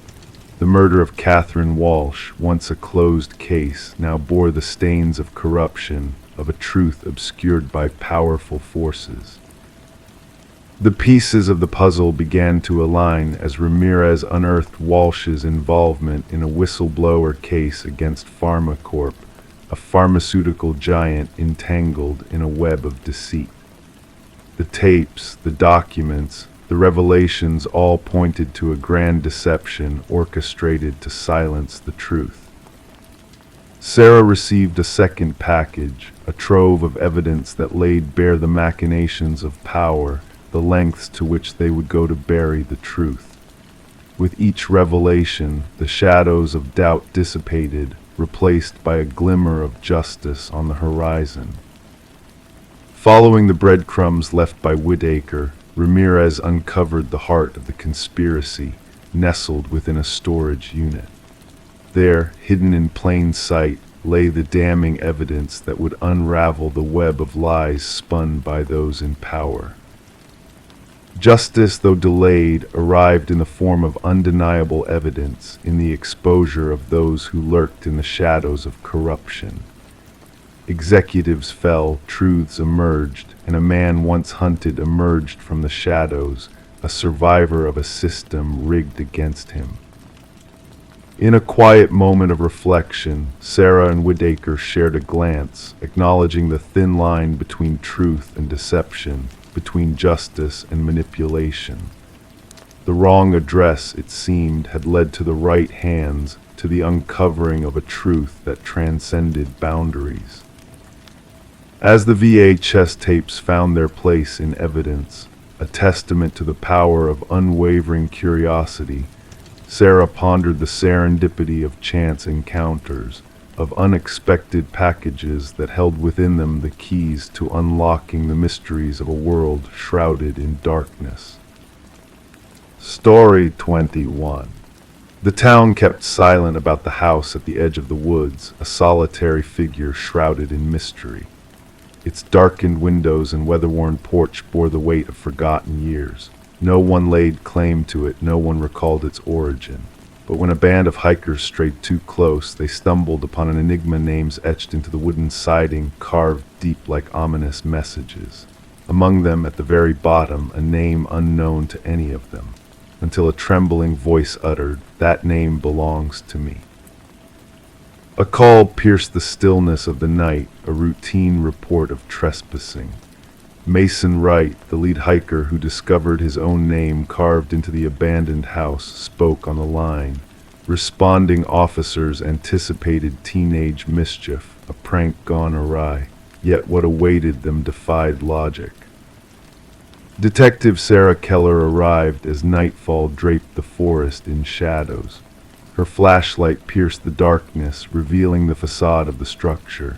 27 names adorned the eastern wall, some faded and ghostly, others sharp as freshly cut wounds, and at the base, Mason Wright, the mark still fragrant with sawdust. "I've never set foot here before," Mason declared, his breath a mist in the frosty air. "How could anyone know my name?" The inquiry commenced with investigations into each listed name. The findings sent chills through the detective team. Every name belonged to a soul reported missing over the past 40 years. Some cases lingered cold, others stayed active, but all shared a haunting similarity, all vanished while hiking alone. Forensic experts meticulously documented the carvings, noting the depths, techniques, and aging patterns.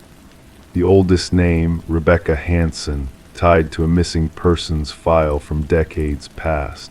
Her tale spoke of a young woman who ventured into these woods and never returned, leaving behind only a lone hiking boot by a stream. Mason's account remained steadfast under scrutiny. He professed no ties to the area beyond the fateful hike with his college companions, a random trail chosen on a whim, guided by an online suggestion. His background yielded no links to the other names adorning that eerie wall. The focus shifted to Mason's comrades, Emily Chen, the group's photographer, presented snapshots from their journey. Analysts uncovered a disquieting presence, a blurred figure lurking in the backdrop of multiple photos. A slender, tall silhouette, always half concealed by foliage. "We saw no one else on our trek," Emily asserted. "We would have remembered." Detective Keller sanctioned a search of the house's interior. Abandoned and desolate, dust veiled every surface, furniture in disarray. But in the basement, a harrowing tableau awaited. Personal effects of the missing hikers meticulously arranged on wooden shelves. Watches, backpacks, cameras, wallets, each tagged with a name from the exterior wall. Bloodstains, scrubbed but persistent, hinted at unspeakable deeds beneath the floor. As scrutiny heightened, Mason's demeanor grew erratic. Whispers at his door, phantom footprints in fresh snow, shadowy figures observing from afar. Assigned protection, he descended into paranoia. A breakthrough surfaced in buried land records. The house's recluse owner, Victor Blackwood, a hunter of repute, vanished 15 years prior without a trace. Keller secured a warrant for an extensive forest search. In a hidden blind, a journal unveiled Blackwood's fixation and obsession with hikers, their routines, vulnerabilities. The manhunt for Blackwood spanned jurisdictions. Thermal imaging, tactical sweeps, all in vain. Mason vanished, leaving a chilling message on his vacant bedroom wall. Months passed, the hunt relentless. In a concealed workshop within Blackwood's abode, a freshly engraved name awaited discovery. The lead forensic technician, absent and unreachable. Surveillance tightened, a trap laid. One fateful night, sensors alarmed. A spectral figure, impossibly tall, emerged from the shadows, gliding towards the house. Tactical units closed in, cameras faltered, and in an instant the figure dissolved into the night. The house endures under vigilant watch. Mason and the technician remain elusive. Investigations persist, resources mobilized as similar vanishings plague wooded realms. The names on that dread wall echo through the annals of law enforcement, a grim legend. Whispers cease at its mention, officers avert their gaze, and local hikers skirt its perimeter, fearful of invoking their own inclusion on that cursed list, the names unspoken. Story 22. In the quiet stillness of the night, the new homeowners found themselves drawn into a world of mystery within the walls of their Victorian manor. What began as a mere quirk, the crackling of the old intercom system, soon unfolded into a chilling tale that transcended time itself. Daniel and Meredith Parker, captivated by the charm of the historic property, were unaware of the dark secrets that lay dormant within its confines. The crackling intercom, a relic of the past, beckoned them to uncover its enigmatic message. One fateful night, curiosity got the best of Daniel as he pressed the button, unleashing a whisper that sent shivers down his spine. "Why did you come back?" The words hung in the air, haunting and inexplicable. His wife, standing by his side, denied ever speaking those words, a sense of unease settling over them like a cloak of shadows. The intercom, once a charming feature, now held a sinister presence that refused to be ignored. Detective Sarah Reeves, a seasoned investigator, was called to the manor under mysterious circumstances. The whispers of a potential break-in masked the deeper truth lurking within the walls. As Daniel recounted the strange events that led them to this moment, Detective Reeves felt a chill run down her spine. The discovery behind the wall, a hidden journal belonging to Alina, unraveled a tale of betrayal and tragedy. The journal spoke of Alina's fear, her suspicion of her husband Vincent's malevolent intentions. The final entry, a cryptic message from 30 years past, hinted at a darkness that had long been concealed. Through meticulous investigation, the truth of Vincent and Alina Blackwood's tragic tale came to light. The skeletal remains unearthed beneath the garden shed bore witness to a crime buried in the shadows of time. Vincent's calculated deception, his elaborate ruse to silence Alina's voice forever, sent shockwaves through the community. The house, a silent witness to the horrors that unfolded within its walls, stood as a testament to the power of truth seeking its reckoning. As Vincent's confession echoed through the halls of justice, the house seemed to exhale a sigh of relief, its secrets laid bare at last. Daniel and Meredith, unable to bear the weight of the past, bid farewell to the manor that held too many ghosts. The garden, once a place of hidden truths, now served as a memorial to Alina, a beacon of light in the darkness. The whispers of the intercom faded into silence as the house embraced a new chapter, free from the echoes of the past. Detective Reeves, driving past the manor on her nightly rounds, felt a sense of closure wash over her. The house, with its storied past and haunted whispers, had found peace at last, a slumbering guardian of secrets lost to time. Story 23. The ancient apartment held its secrets, pipes that croaked, floorboards that whispered, but the new dweller sensed a difference in the night sounds. The footsteps were too precise, too deliberate. They echoed from above, slow and methodical, yet she resided on the highest level. One evening she summoned the courage to tap on the ceiling with a broomstick. The noise ceased. A hush enveloped the space. Then a solitary knock reverberated from within the ceiling. Sarah Coleman kept the knocking incident to herself. She rationalized it as the building settling or perhaps a small creature roaming the attic. Despite the nightly footsteps persisting, she adjusted, raising the television volume, donning headphones to sleep, anything to drown out the rhythmic footfalls tracing paths across her ceiling in the darkness. Detective Morris stumbled upon the apartment's enigma when a maintenance worker uncovered a concealed crawlspace during routine repairs. The worker had removed a portion of drywall in the hallway outside Sarah's unit to attend to a water leak. Behind it, he stumbled upon a narrow passage that defied the building's schematics. A flashlight beam illuminated a makeshift living area, scattered food wrappers, discarded water bottles, a soiled blanket, and a small diary. The building manager promptly contacted the authorities. Detective Morris, alongside his partner Detective Rivera, found the maintenance worker pale and trembling. "Someone's been dwelling in the walls," he repeated. "Someone's been watching." The diary contained meticulous notes about Sarah Coleman, her daily routine, her guests, her evening meals, her television preferences, her bathing times, her sleeping patterns. The handwriting started off orderly but devolved into chaos towards the end, with strange symbols adorning the margins. "The subject no longer acknowledges my presence," the final entry read. "She has chosen to overlook me. No one disregards me." Forensic teams combed the crawl space and uncovered fingerprints unmatched in any database.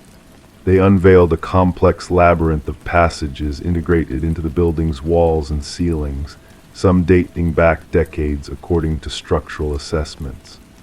The passages interconnected 5 different apartments, but culminated in observation points, tiny apertures camouflaged as fixtures or minor damage only in Sarah Coleman's unit. The investigation team interviewed current residents who reported nothing extraordinary beyond typical apartment noises. Previous tenants recounted a different narrative. 3 former occupants of Sarah's apartment described a sensation of being watched or hearing unexplained movements. One had vacated after a fortnight. None had spoken up, fearing they would sound paranoid. The breakthrough emerged when forensics detected minute blood spatter in one of the crawl spaces. DNA analysis linked it to Martin Weaver, a former resident who vanished inexplicably 4 years prior. His disappearance had gone cold despite his family filing a missing person report. Martin had resided in the apartment directly beneath Sarah's. Detective Morris revisited Martin's case. Neighbors disclosed that Martin had bemoaned noises from the apartment above his. He had confronted the tenant residing overhead, a reserved man named Edward who kept to himself. Shortly after, Martin disappeared. Edward vacated the following month, leaving no forwarding details. Investigators delved into Edward's rental history and uncovered a pattern. He had chosen top-floor units in 6 different apartment buildings over 2 decades, formed few social ties, and departed without notice. A neighbor from his 3rd residence recalled him as intense and remembered his complaints about needing silence. Property records revealed that Edward had procured remote rural land. Upon arrival, investigators stumbled upon a cabin adorned with photos and notes. Images of residents from various apartment buildings, including Sarah Coleman and Martin Weaver. Maps illustrating ventilation systems and structural vulnerabilities.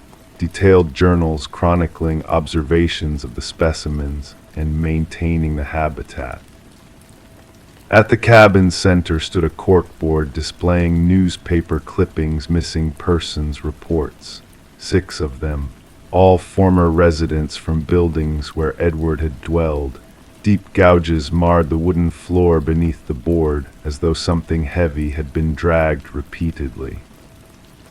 Behind the cabin, cadaver dogs led investigators to a freshly disturbed patch of soil.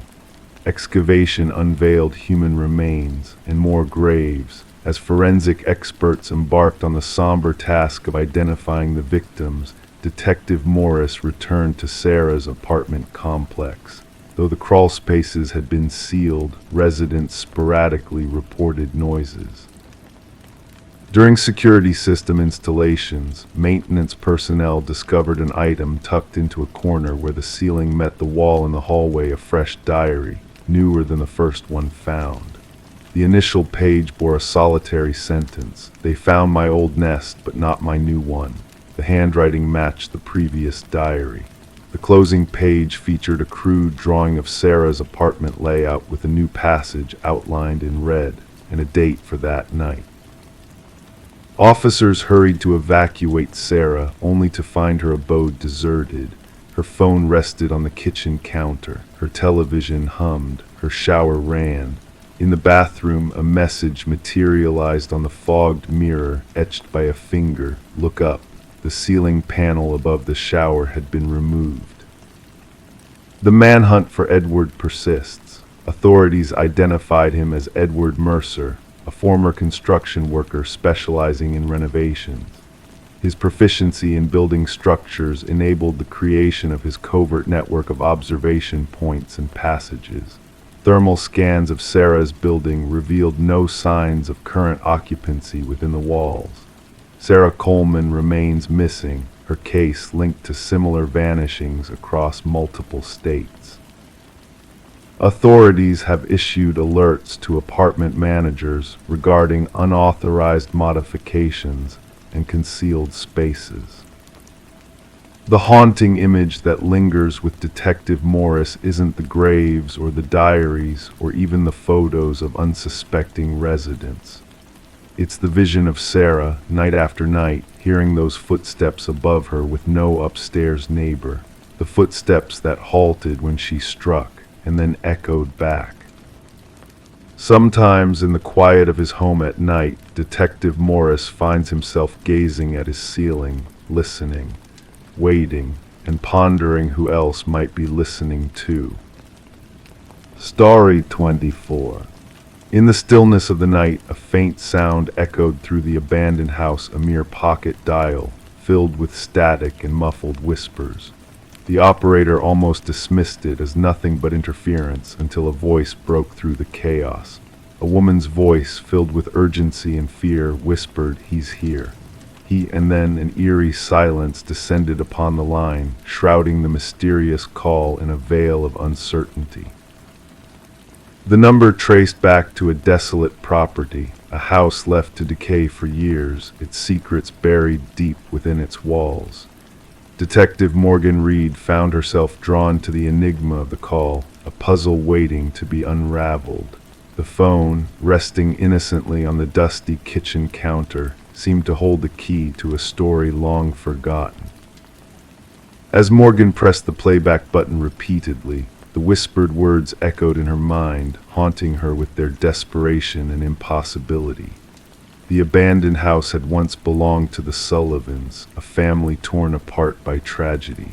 Following a devastating fire that ravaged the West Wing, they had left, never to return. Yet here was a call from beyond the grave, defying all logic and reason. Upon further investigation, the phone's number led back to Catherine Sullivan, the daughter who had perished in a car accident 3 years prior. The pieces of the puzzle refused to fit together: the call made from a dead woman's phone, the timestamp coinciding with her untimely demise, the whispers of a voice long silenced. The forensic team scoured the house for clues, but the answers remained elusive. No fingerprints, no footprints, no signs of a living soul inhabiting the abandoned space. The recording of those 11 seconds became the focal point of their inquiry, a spectral voice reaching out from the shadows of the past. Interviews with Catherine's loved ones unearthed a tale of love turned sinister, of control and fear lurking beneath the surface. Her journal, a silent witness to her torment, revealed a story of manipulation and danger, of a love twisted into something dark and malevolent. As the truth began to surface, a chilling realization dawned upon Morgan: the call was not a mere coincidence, but a twisted game orchestrated by a man consumed by obsession and malice. Mark Jennings, Catherine's former lover, had crafted an elaborate ruse to deceive all those around him, to sow seeds of doubt and confusion in his wake. With each piece of evidence uncovered, the truth emerged from the shadows, a beacon of justice illuminating the darkness. Mark's web of lies unraveled, revealing a pattern of deceit and manipulation that had led to Catherine's tragic demise. And as the final chapter of the story unfolded, justice prevailed. Mark's conviction brought closure to a tale of horror and heartache, a reminder that even in death, voices can still be heard, truths can still be uncovered. The phone from the abandoned house now sits in silence, a relic of a past best forgotten. But in the hushed whispers of the night, some say they can still hear its ghostly ring, a reminder that the echoes of the past can never truly be silenced, that the voices of the lost will always find a way to speak their truth. Story 25. In the beginning there was a mere flicker, a glitch in the baby monitor's transmission. The mother waved it off as mere interference, but then the audio crackled and a voice softly whispered, "SHHH, go back to sleep." Her veins turned cold as ice. Racing to her son's room, heart hammering in her chest, she found the crib empty. The window remained shut, the door securely locked. The only anomaly was the stuffed rabbit lying on the floor, its glassy black eyes fixed on her. Rebecca's screams echoed until her throat burned raw. The neighbors, shaken by her cries, dialed emergency services. Upon arrival, authorities discovered her cradling the stuffed rabbit, swaying on the nursery floor. Samuel, the 4-month-old baby, had vanished without a trace. The initial probe yielded scant clues, no signs of forced entry. The security system stood armed through the night. The baby monitor footage only showed the eerie voice and static. Investigators puzzled over how an intruder could slip into a locked home, snatch a child, and vanish without a trace besides a disturbed stuffed toy. Rebecca came under suspicion. Her husband Daniel had been away on a business trip. Their strained marriage since Samuel's birth raised eyebrows. Medical records unveiled her struggle with postpartum depression. Detectives noted her eerie calm during questioning, unsettling for a mother missing her child. Whispers spread through the community behind closed doors. Then a breakthrough emerged. Microscopic fibers on the nursery windowsill didn't match household fabrics or clothing, belonging to a rare climbing rope instead. A skilled intruder might have accessed the nursery from outside. The focus shifted. Security footage from neighbors revealed a dark figure moving in shadows that fateful night. A partial footprint matched a specialized boot used by climbers. Rebecca was no longer in the spotlight. Daniel returned, distraught, mentioning newfound calluses from rock climbing to cope with stress. Financial records raised red flags and insurance policy on Samuel, calls to an unknown number, and a hidden second family. The investigation deepened, centering on the hacked baby monitor. Digital forensics unveiled remote manipulation of the device. The whispered voice didn't originate from the nursery, but was broadcast to Rebecca's bedside receiver. Tracking led to a basement discovery: Samuel alive, in the care of Elaine. Arrested with vacant eyes, Elaine was Daniel's first wife, never recovering from a miscarriage. Monitoring his life, she took Samuel to start anew with Daniel. Daniel denied involvement, but evidence told a different tale. Climbing fibers, matching boots, and encrypted messages unfolded their plan. During trial, enhanced audio revealed Daniel's cough on the monitor, placing him at the scene. The jury swiftly convicted them of kidnapping, conspiracy, and endangerment. Rebecca and Samuel moved to rebuild, free from haunting memories. The case reshaped abduction investigations, baby monitor security checks, nursery safeguards, and warnings of tech-savvy crimes. Samuel grew without the memory of that night. Rebecca kept the stuffed rabbit, hidden in a closet, unable to part with it or meet its glassy gaze that witnessed the truth revealed by the baby monitor in the darkness. The monitor held the truth, capturing reality in an unexpected way. Story 26, The Enigmatic Doll. They discovered it in the attic, concealed beneath a worn-out blanket. A fragile porcelain doll, ancient and intricate, with its vivid blue eyes staring wide and unmoving. Sarah and Michael, a young couple, stumbled upon it, puzzled by its presence as they had never laid eyes on it before. Brushing it off as just another overlooked relic, they chuckled, unaware of the unsettling turn their lives were about to take. That night, a strange heaviness lingered in the air as they retired to bed. The silence seemed to stretch endlessly, casting a peculiar aura over the room, and when dawn broke, the doll was no longer nestled in the attic. Instead, it perched ominously at the foot of their bed, a silent sentinel watching over them. Sarah and Michael had been captivated by the allure of the Victorian house they had acquired at auction, its elaborate woodwork and enigmatic aura drawing them in despite whispers of a dark past. Little did they know that the history woven into the walls would soon entwine with their own fates. Detective Rachel Winters was summoned on a crisp autumn morning to the scene. In the master bedroom lay the female victim, her body arranged in a macabre pose, limbs contorted at precise angles, eyes wide with terror etched on her face. Nearby in the hallway, the male victim appeared as if he had been attempting to flee. The meticulously staged tableau offered no clues of a struggle or forced entry, only an eerie stillness that gripped the room. Quietly, Detective Winters observed the scene, noting the deliberate positioning of the victims, akin to dolls plucked from a collector's shelf. As she meticulously catalogued every detail, a sense of foreboding crept over her, a whisper of something sinister lurking in the shadows. The investigation unfolded with interviews of neighbors, each account adding a layer of unease to the puzzle. Whispers of shadows moving in empty rooms and ghostly laughter echoing through the night painted a chilling portrait of the house's secrets. Forensic analysis unearthed tiny fibers scattered throughout the house, antique textiles reminiscent of doll clothing clustered around the victims and the attic space. The absence of any foreign DNA or fingerprints baffled the investigators, hinting at an elusive presence that defied conventional explanation.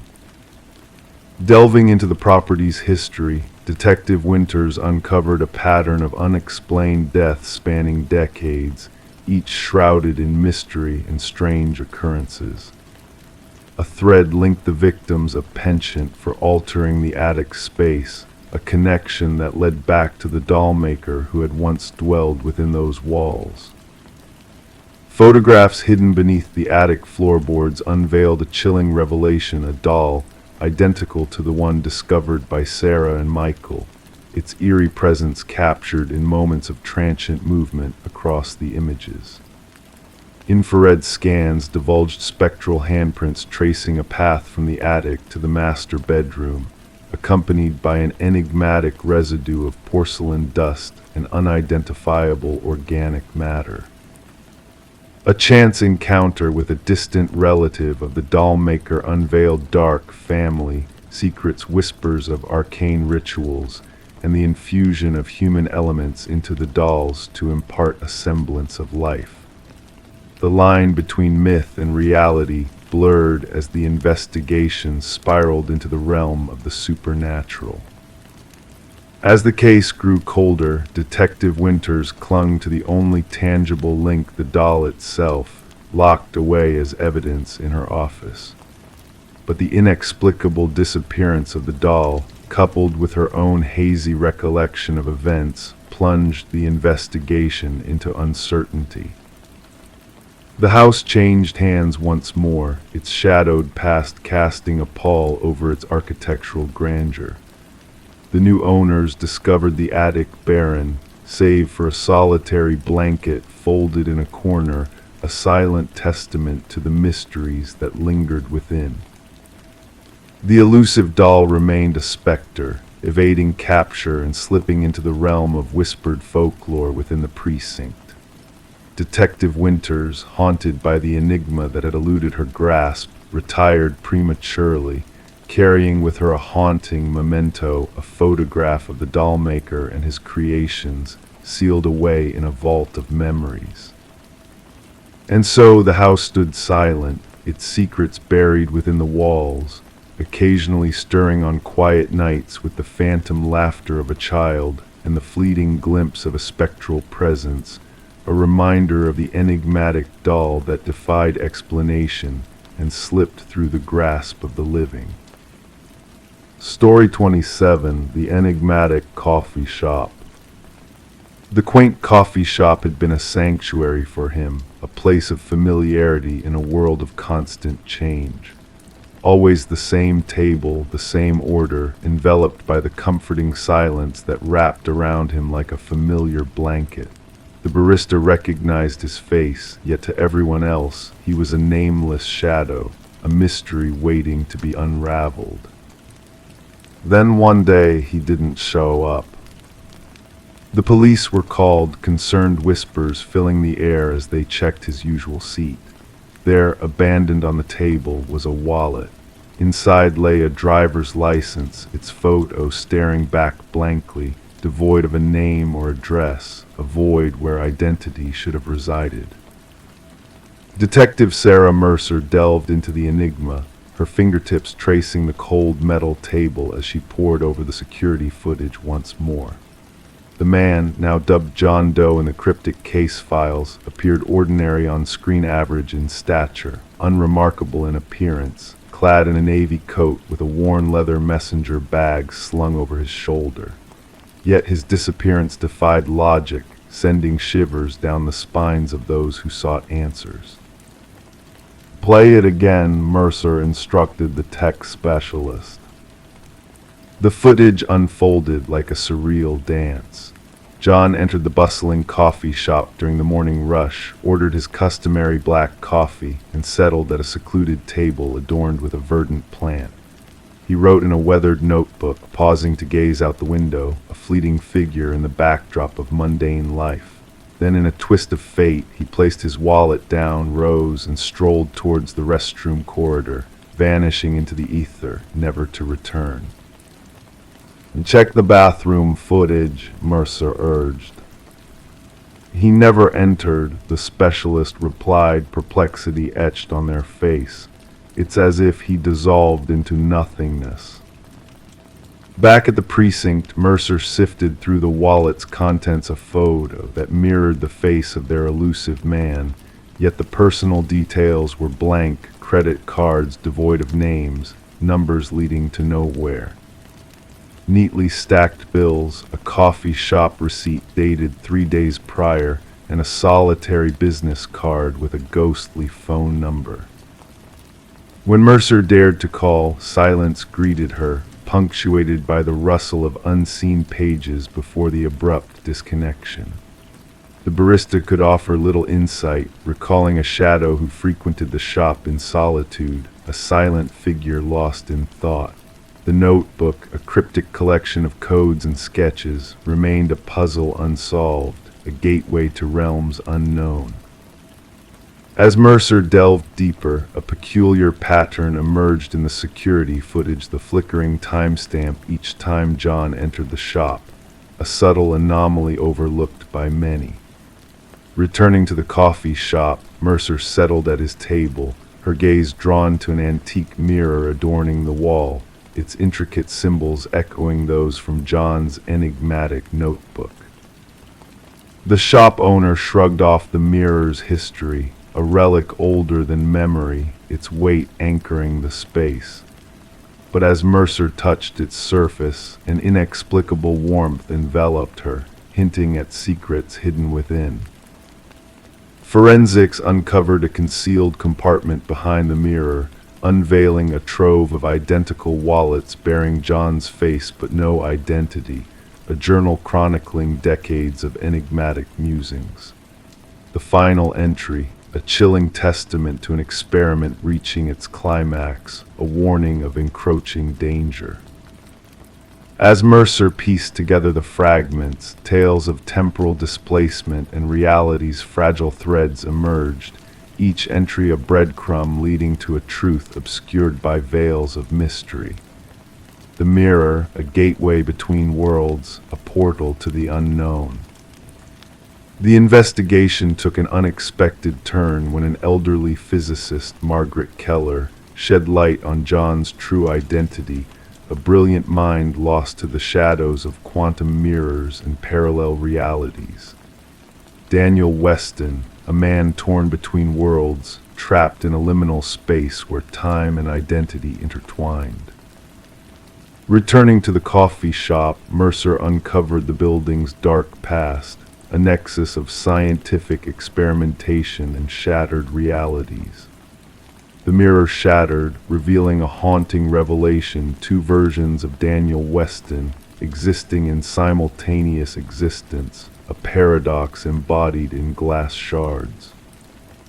And with a final note, the enigma reached its conclusion, the experiment closed, the window sealed. A warning echoed in the shattered fragments, a plea to leave the mysteries unsolved. The man who didn't exist remained a ghostly enigma, the coffee shop a memory fading into obscurity as the whispers of Daniel Weston lingered in the air. Detective Mercer retreated into the shadows, haunted by the echoes of a reality fractured, a mirror shattered, leaving behind only fragments of a truth lost to time.